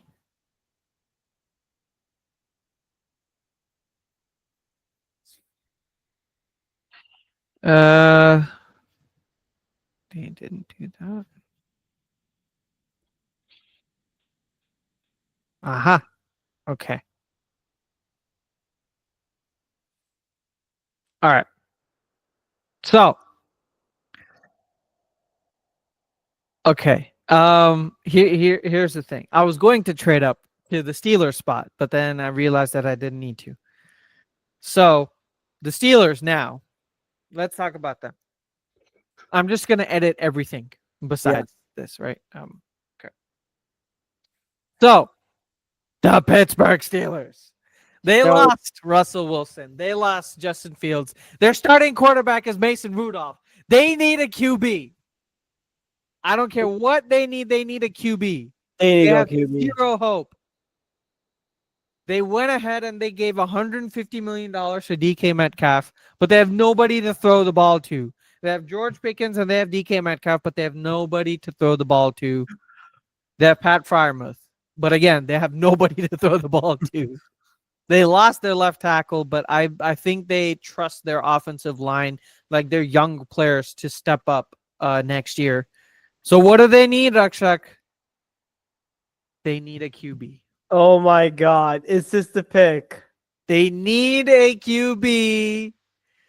And the one man who can save them is Jackson Dart. Oh! Jackson Dart. Jackson Dart. He has a cannon of an arm. He does. 6'2", 223 pounds. Really good arm. Really great improvisational skills, especially going outside of the pocket. He's got really nice touch and anticipation on intermediate throws, which we saw in the combine as well. He was the best passer during the combine, especially on those out routes. Highlight worthy throws going outside of the pocket. There were some against a team last year where he just like there's pressure in his face. There was a wide receiver that's like 35 yards down the field, and he pinpoints, drops it into the bucket, leads the wide receiver, toe tap out of bounds in like at the 3-yard line. Like that is the type of throw that he can make. But in a lot of other high pressure situations, he causes fumbles frequently. He bails the pockets unnecessarily, especially if he feels like phantom pressure coming towards him. He reminds me a lot of Sam Darnold, actually. All right. Very good arm, good mobile instincts, but sometimes bails the pocket when there's, pressure coming in. And he really needs to be in this. Honestly, he needs at least a year. He needs at least a year. He is not a starter.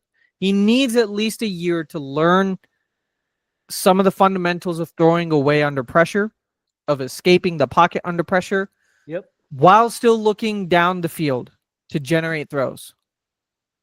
Now, he has athletic upside. He has a really good arm. He's really mobile. He's got great size. But he just needs to learn how to handle pressure and how to increase some accuracy issues during his deep ball, for his deep balls. But if he is in an offense that is a very run first, run heavy offense, like Arthur Smith is going to run, I think it's a good spot. But I feel like the Steelers are going to be that desperate where they just don't care. They need to bring in some young blood. They Yeah. tried with the Kenny Pickett experiment. It failed miserably. But I think he's better than Kenny Pickett. So I think this is the one chance. Like it is pick number 21. They can get this right if they can. If you get this right, is really good. Next year, I just don't think they're even going to be in a position to pick high enough because it's the Steelers. It's the Mike Tomlin Steelers. They will do whatever it takes to get to even. Right? They will somehow make the playoffs. And it's stupid. Yeah. So, all right. Jackson Dart to the Steelers. Next, the Chargers. What do they do?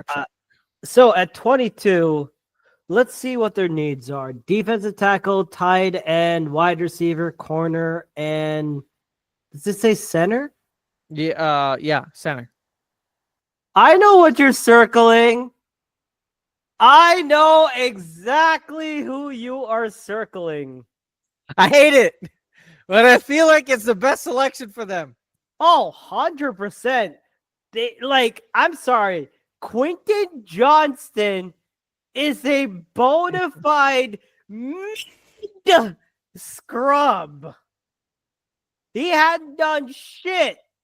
Even under Jim Harbaugh. Yeah, he may have had the second coming of Jesus under Jim Harbaugh. By the way, happy Easter to everyone. And happy Earth Day. But he's not good. Quentin Jefferson, right? Quentin Johnston, I think. I don't care. It's a Quentin. And TCU receivers make me irk.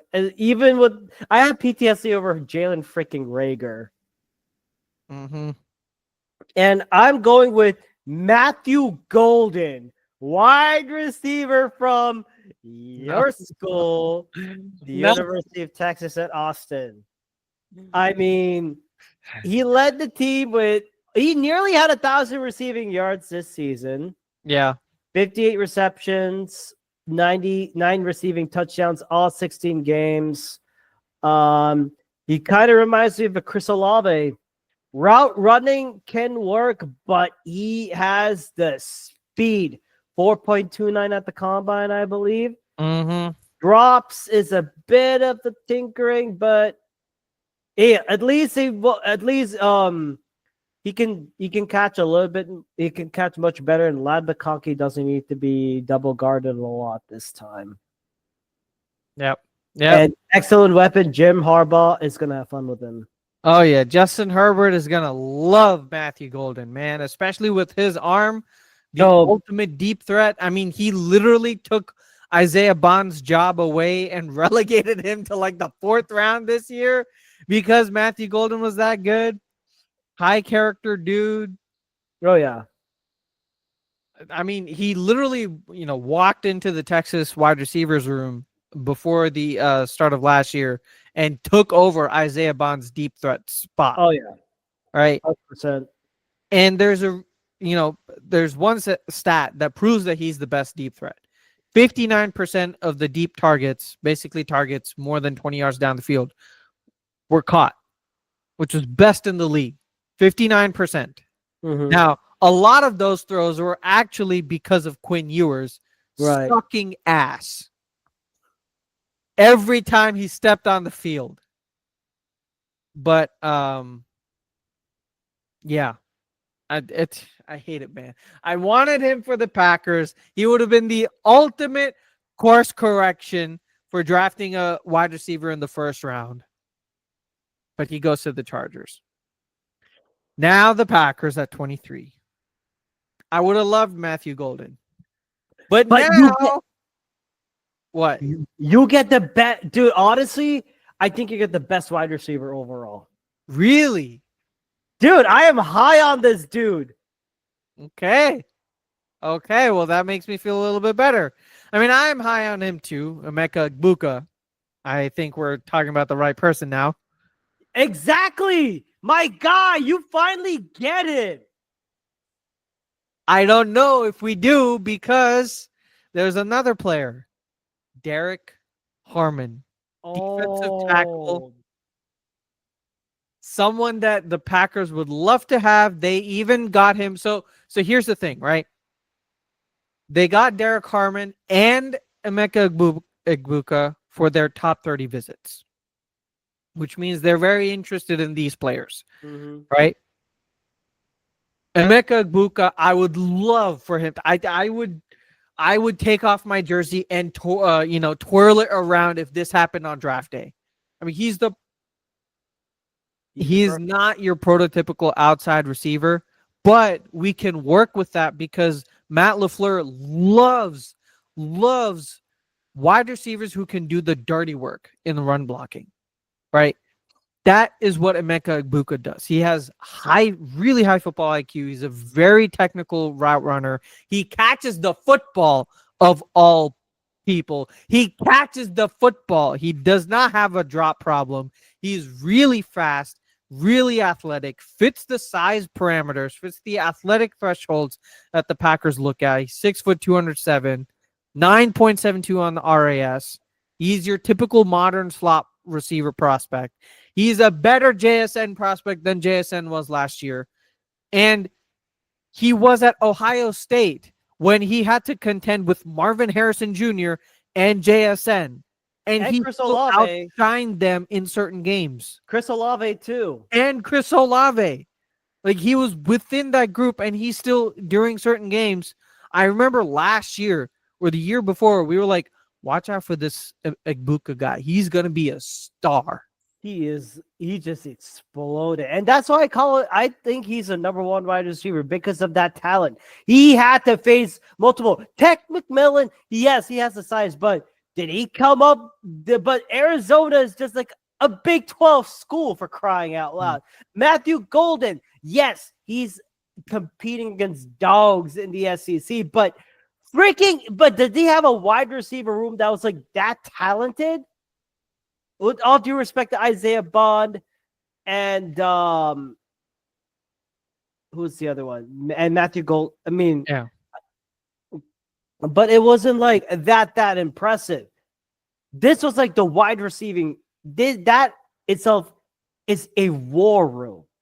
Egbuka going to the Packers will be amazing. That would be an A+ for me. Here's the problem. They also have Derek Harmon available. And honestly, I would not be mad if they selected Derek Harmon over Emeka Egbuka because Harmon has the size that they're looking for, right? 6'4", 6'5", 315 pounds, your prototypical nose tackle, potentially replace Kenny Clark next year because unfortunately next year we're going to have not a lot of cap space and a lot of aging veterans. We're going to have to figure out Devontae Wyatt's contract extension. We're going to have to figure out Quay Walker's contract extension because this year it's their 5th-year options, I believe, that are being picked up. Yep. So if we let go of Kenny Clark next year, we have jack shit. So Derek Harmon would be a replacement for next year. But we just saw with Emeka Egbuka with our wide receiver situation, how desperately we needed a number one wide receiver, specifically who can catch. And if we get someone like Emeka Egbuka, that frees up actually Jaden Reed and Romeo Doubs and helps Christian Watson whenever he comes back. Yep. So if the Packers were picking this pick, I would hate it, but they would select Derek Harmon. But because I'm picking this pick, I don't care. I am selecting my prospect, Emeka Egbuka. Damn effing right. Well done. Yes. Now the goddamn purple incarnations of Satan. All right. Let's see. I saw this trade on NFL.com. I thought this was the most stupidest trade I've ever seen. They were able to, but here's what they did. I'm not gonna say do it, but the Vikings traded with the Giants. The Giants gave up 34, 99, and 105 for pick 24, and they got Jalen Milroe. Let's do it. Let's do it. Let's do it. No, but if I were to be sensible, I would say the Vikings would have gotten Malachi Starks because they need help on safety, and that would piss me off. Or Yes. wait. I have a better one. Howie Roseman breaks the trend. No. No, No. no. I'm joking. I mean, if you want to do that, you can do I it. could do that, but then again, knowing Howie Roseman, he's gonna pick a Georgia player sometime later, and he's gonna focus mainly on the trenches. Malachi Starks is Georgia. I know, but hear me out. Just for shits and giggles, you know what? In the words, and in the spirit of Lee Corso, who is going to retire after one college game day, shoot, this is hard. Do I Bro, really just want to do make? it. You know what? Just do it. Screw it. Vikings are no. You know what? No trade. I'm gonna go. The Vikings are gonna Bro. select.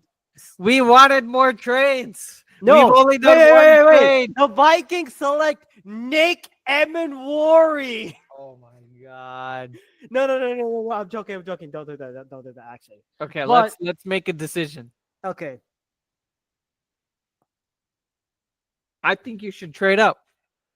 The Giants need a QB. Because the Giants need a QB. The Eagles, there are reports that he's willing to wheel and deal, especially since that Yeah. roster is stocked. You don't really need the amount of picks that you have right now. But I think like they could definitely move up and try and get someone like a Derek Harmon or because they need. But the thing is, like, when I looked at the Eagles pre-draft visits, Walter Nolan was like their one, and Malachi Starks were like their 2 first-round pickups. So if I am the damn, this is kind of hard for me, but I would. You look at the Vikings, right?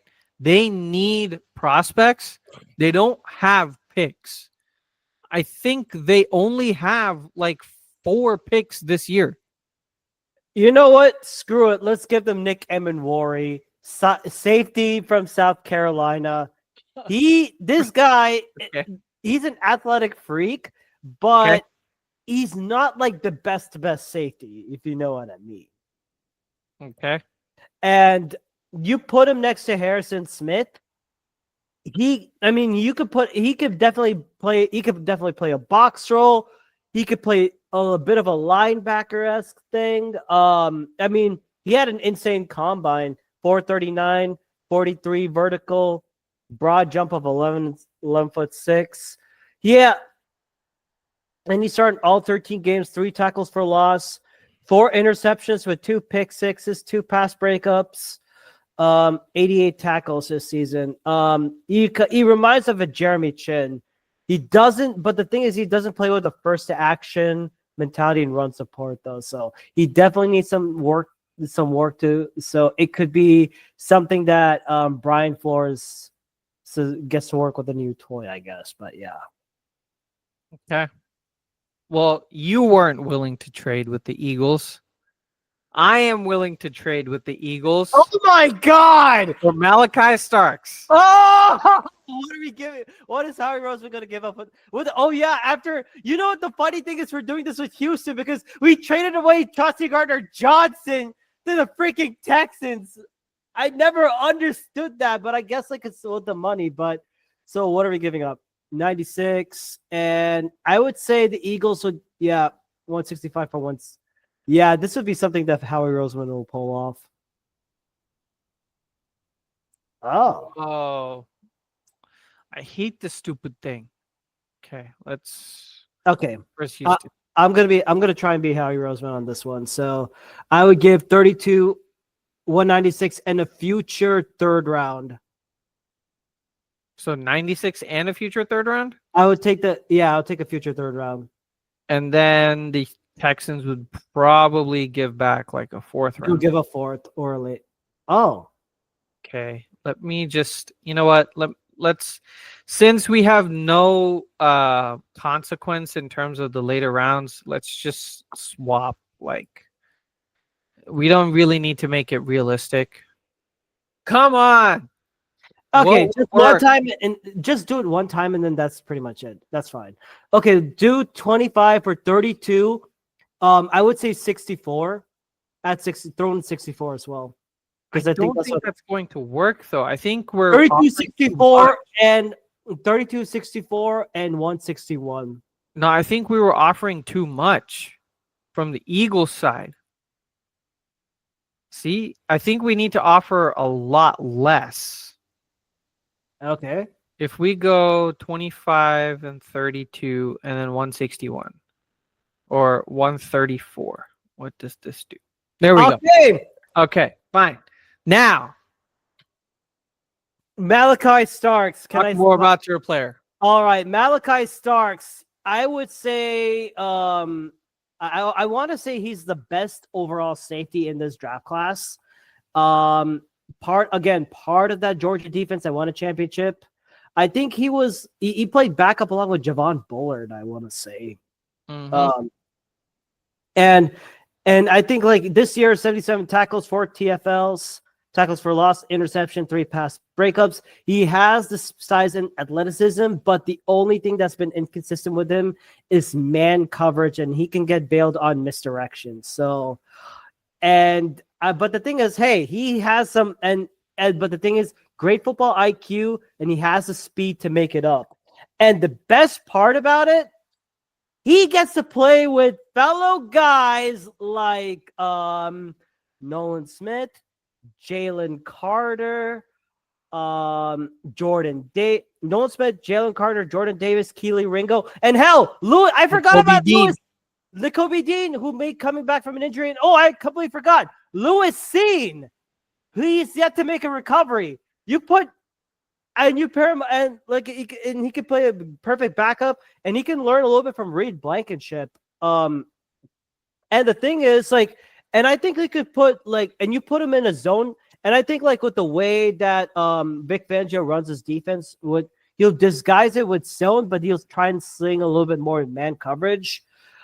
It can work, but I think with Christian Parker still remaining as the defensive backs coach for the Eagles, that's going to help out a lot with Starks' development. And the Eagles needed to address safety ever since they traded away Chauncey Gardner-Johnson, which I was not a fan of. But if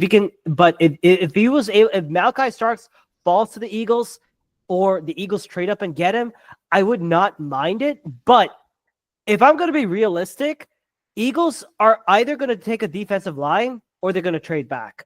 That is what Howie Roseman will do. But this is NFL Masala, and we're going with Malachi Starks. Okay. Well, now you're number 26. Yeah, I didn't mean to. Okay, so with that, I'm the Rams. This is easy. Stafford is getting old. He needs help. Mm-hmm. Oh, I would say they need linebacker, corner, edge, tight end, and running back. Ooh, I would say you could get a running back later on, tight end. There's a ton of good picks. One player that is highlight available. Gray Zabel. Bro, what? No. Oh my God. You get this? Good Lord. I am shocked that he dropped this low. You know what? I love it. Give him Jihad Campbell. It's a perfect selection, man. Talk more about it. God. And the thing is, but here's a bit of an update. Jihad Campbell is recovering from a torn labrum, from what I've understood. But which is why he would drop down low. And it kind of makes sense.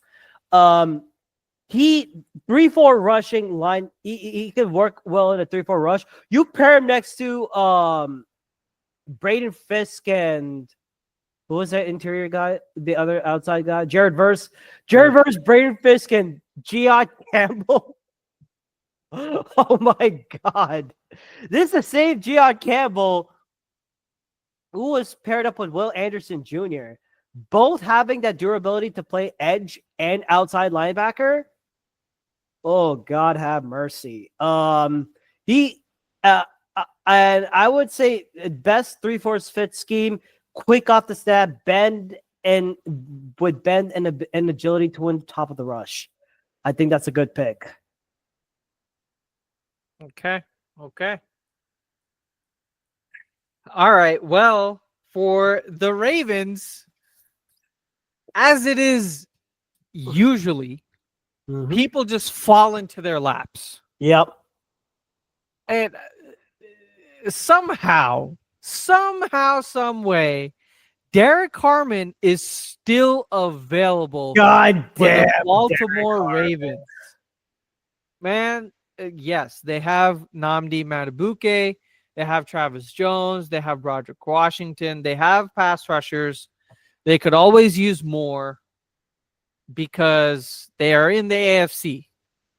They also do need offensive line help, especially if they don't know if Roger Rosengarten is going to show up and perform as expected, given his second round talent from last year.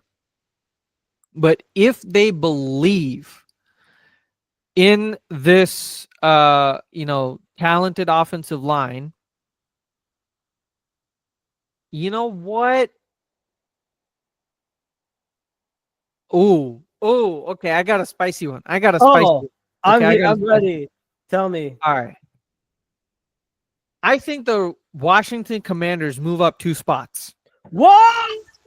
I think they move up 2 spots to get Derek Harmon. Oh And my here's why. God. Right? That would be terrifying.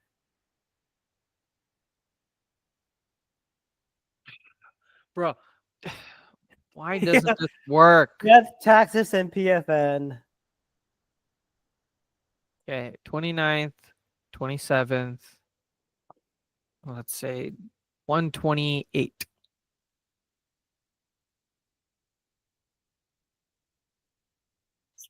Okay, If I I'm the guess Ravens, you have to go lower. If I'm the Ravens, I would just sit there and go best player available, IMO. Right? I want this to work. Oh, wait, actually, hold on.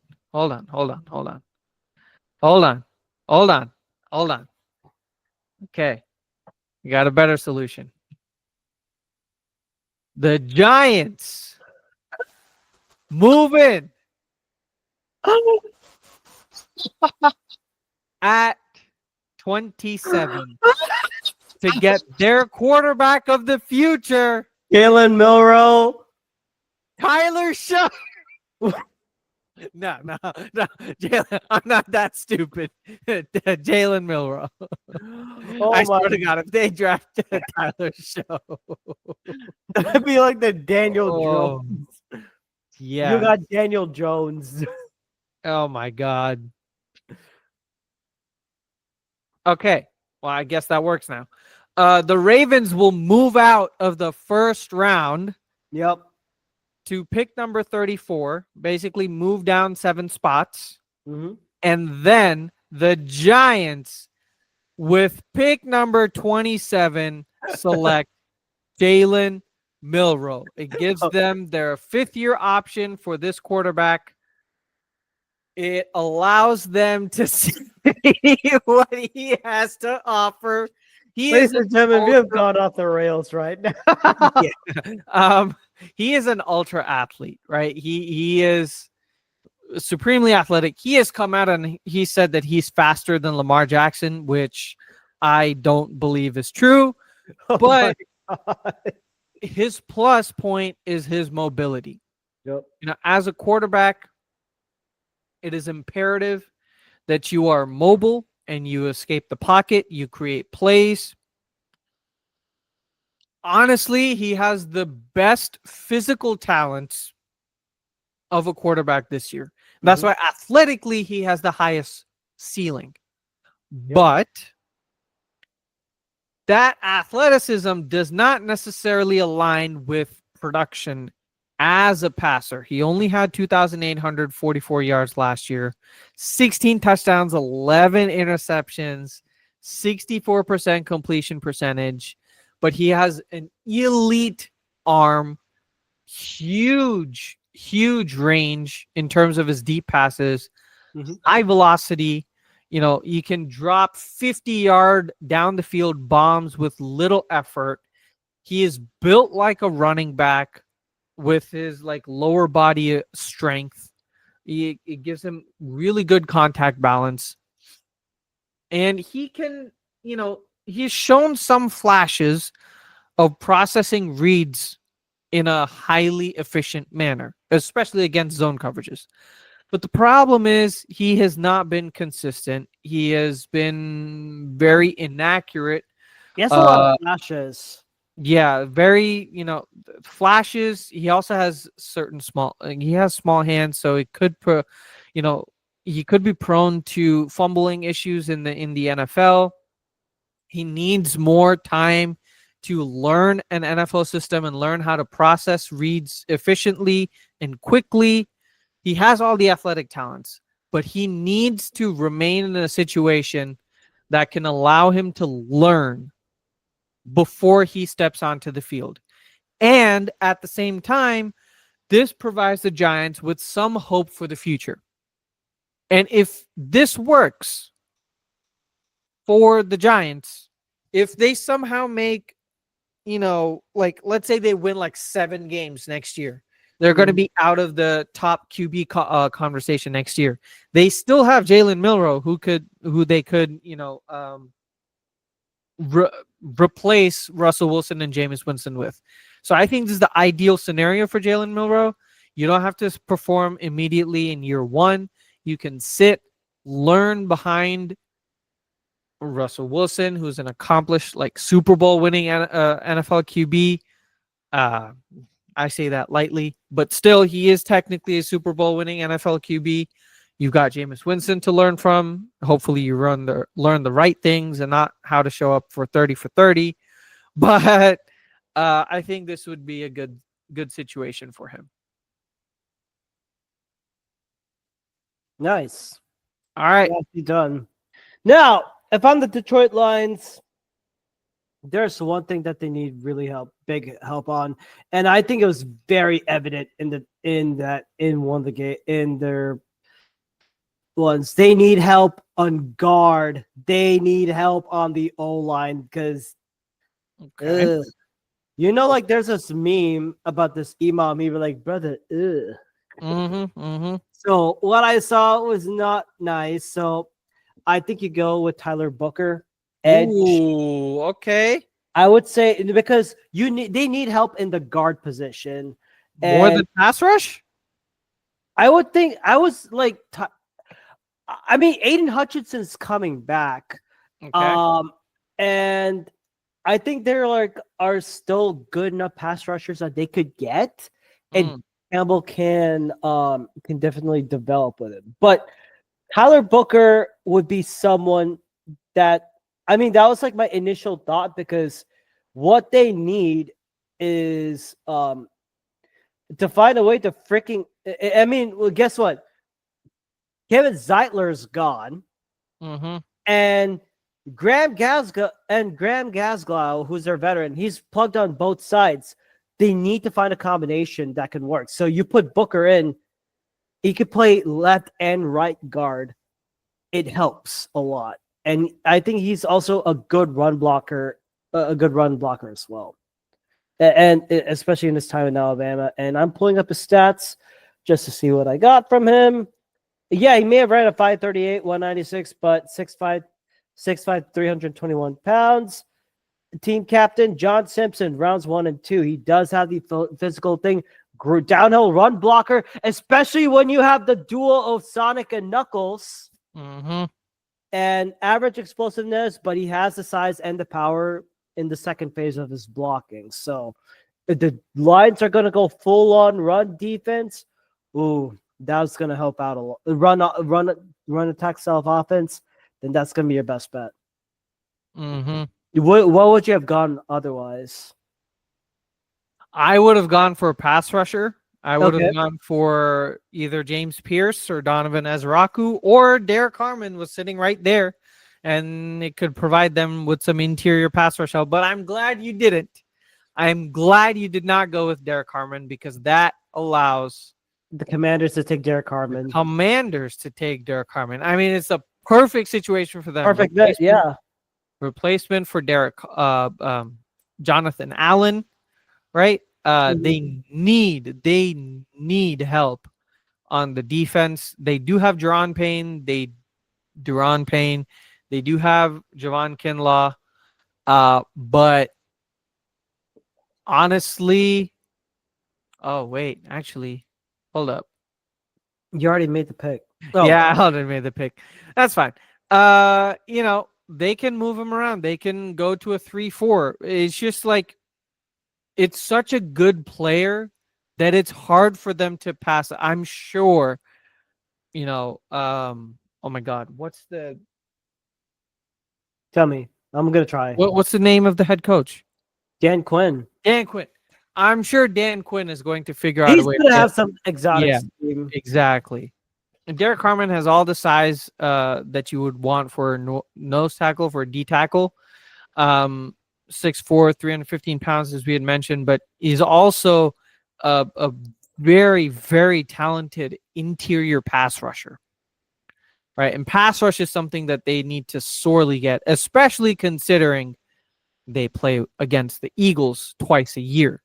And right? the Cowboys and the Giants. Right. But more the Eagles, because that offensive line that the Eagles have is spectacular. They need big boys on the defensive line to move Mm-hmm. the Eagles offensive line around. So this would be an excellent selection for them. And it will, and it definitely works out. Plus, they need someone to find a way to stop Saquon Barkley.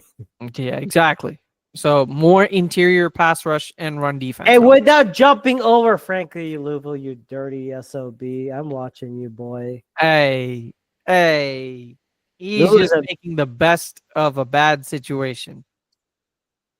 Anyways, your turn with the Buffalo Bills at number 30. Oh God, Cameron Stackman's gonna get mad at me, but I think this will be a good pick. Who do they have in corner? Tre'Davious White's back, but who else? I don't even know who they got remaining. I know they traded away Kyler Elam to the Cowboys, I think. So maybe they go with the best one available, but also another need, a big need I see is defensive tackle, linebacker, edge, wide receiver. Wide receiver they can get later. They don't need to pick it right now. Mm-hmm. And I've heard so much about Siobhan Revell being I saw a mock Siobhan Revell being mocked to the Bills because as a way to replace it. That's what I saw. I don't even know if that's the right fit. Okay. What do you think is a better fit? I would say for the Bills, they definitely. I think Von Miller's eating so much of that money, and he hasn't done shit. No offense. They could do really well in defensive tackle. So who do they have available for DT? You still have Kenneth Grant. You know what I'm taking Kenneth Grant. Okay. You need help on the. You put a 6'4", 331 pound. You need there. You know what the Bills' run defense was? 19th in yards allowed per pass rush. You need a run stopper. You need depth, and maybe motivational coach Sean McDermott or can do something about it. And I think Kenneth Grant definitely brings a good rotational piece in that D line. Okay. Well, now the Chiefs are in an excellent position. Yeah, they fell right into their laps. Josh literally fell right into their lap. Josh Simmons. I mean, yeah, he has injury concerns, but as a tackle prospect, he's one of the cleanest prospects you can see. Right, 6'4", 317 pounds. Yep. Great foot speed. And placement for pass blocking, but like I said, is injury issues could tank his value. But given the amount of success that the Chiefs have had with offensive line investment, especially in terms of their draft and develop status, this could be a very, very good selection. Yep. All right. And last but not least, the Texans, easiest pick ever. They need help on that offensive guard spot, and you go with Gray Zabel. I think, like I like heard a lot about Gray Zabel, like, but moving him that up, I was very shocked about that. So It's his athleticism.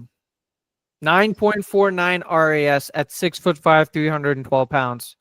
damn, Very flexible, very athletic, uses that well, but also his best ability would be his leverage against heavy pass rusher.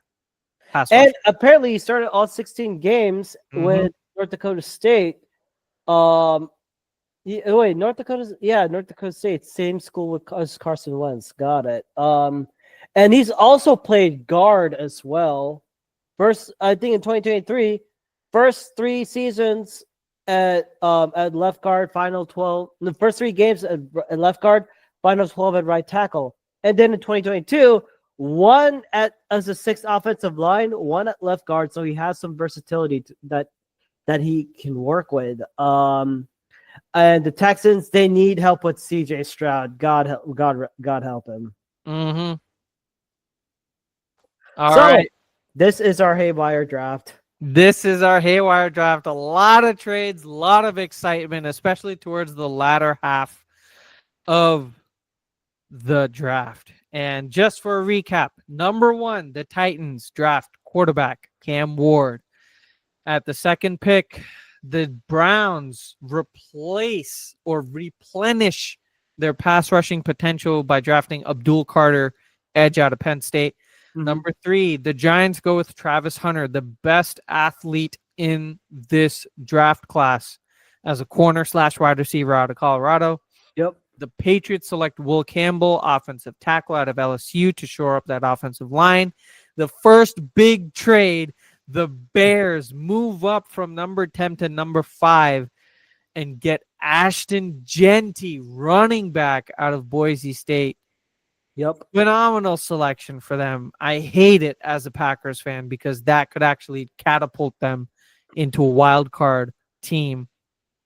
Mason Graham, the D tackle out of Michigan, to Raiders after losing out on Ashton Jeanty.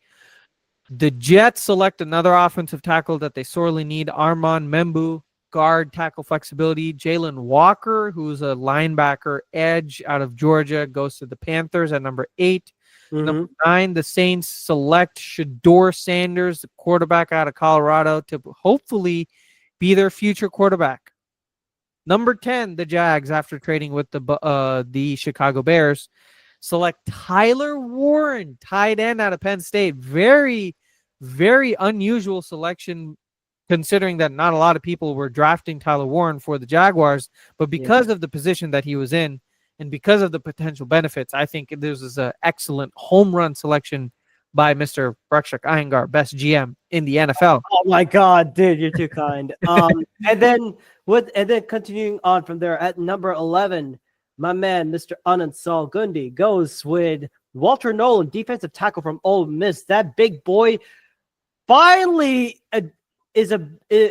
addresses a possession in need for the 49ers, and they actually. And Bosa has help. Who knew? Pick 12, the Cowboys cowboy their draft, and they go with a big wide receiver in Ted McMillan to pair up with CeeDee Lamb and help with Dak Prescott.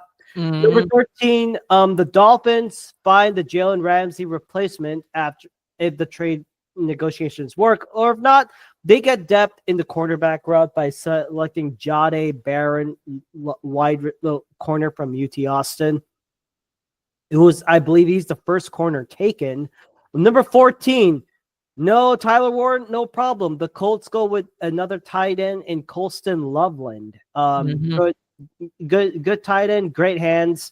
Number 15, the Falcons do the right thing. They actually have a brain, and they get Mike Green, edge from Marshall, who led the FBS in tackles, and also sacks, I believe.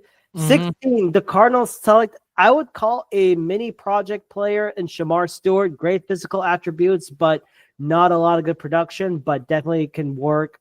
Can definitely get some opportunities in that in the Cardinals defensive line along with Calais Campbell and newly acquired Josh Sweat. 17, the Cincinnati Bengals address the edge position with the Trey Hendrickson and Sam Hubbard situations. They get Mikael Williams, a good, decent edge rusher from Georgia. 18, the Seahawks say, hey, we're going to protect Sam Darnold and go with the best tackle available. Offensive tackle, they go with Kelvin Banks, guard tackle from UT Austin, who can also play a little bit of guard, I believe, right? Mm-hmm. And then number 19, take it from there on it.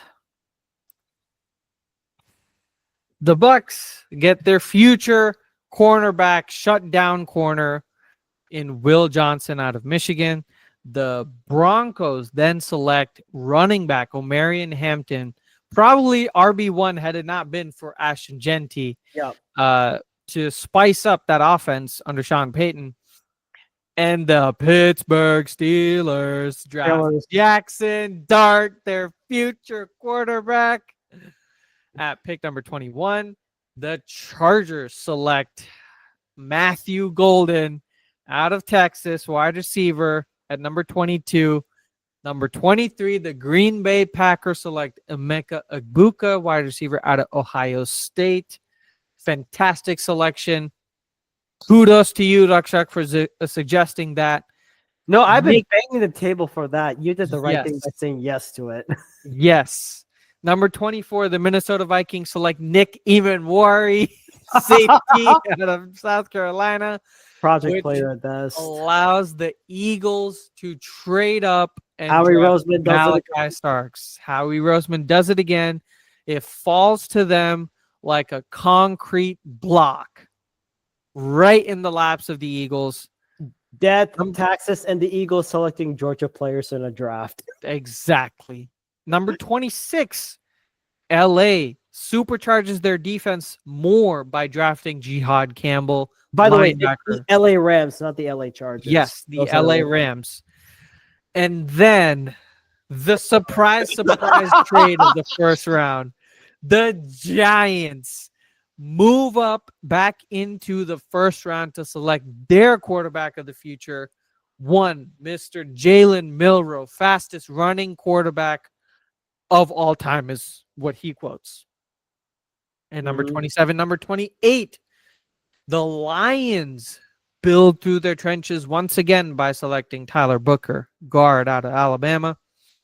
Number 29, the Commanders, praying to God that Derek Harmon falls, and then they select defensive tackle out of Oregon. Kenneth Grant, defensive tackle out of Michigan, goes to the Buffalo Bills. Then Josh Simmons, another standout player, falls to the laps of Kansas City Chiefs at number 31 tackle. And then number 32, last pick of the draft, first round, Gray Zabel, guard / tackle out of North Dakota State, goes to the Houston Texans. So that is it for one first round mock draft of the 2025 season, NFL Masala Season 4. And we're going to thank you guys for watching this with us. If you guys have enjoyed, please leave us a review at one of the three podcast platforms that we host our podcasts on: Apple, Spotify, and Pocket Casts, as Google is now canceled. So it's just going to be on YouTube. You can also find us on social media. Rakshak? And you can find us on our following social media platforms: Twitter /X, Instagram, and Threads at NFL MASALA 2022. That is at NFL MASALA 2022, all lowercase. And if you guys have enjoyed, now we will see you guys in our next episode by hitting you guys with our signature outro. Go Pack Go. And fly, Eagles, fly. Take care and have a good night.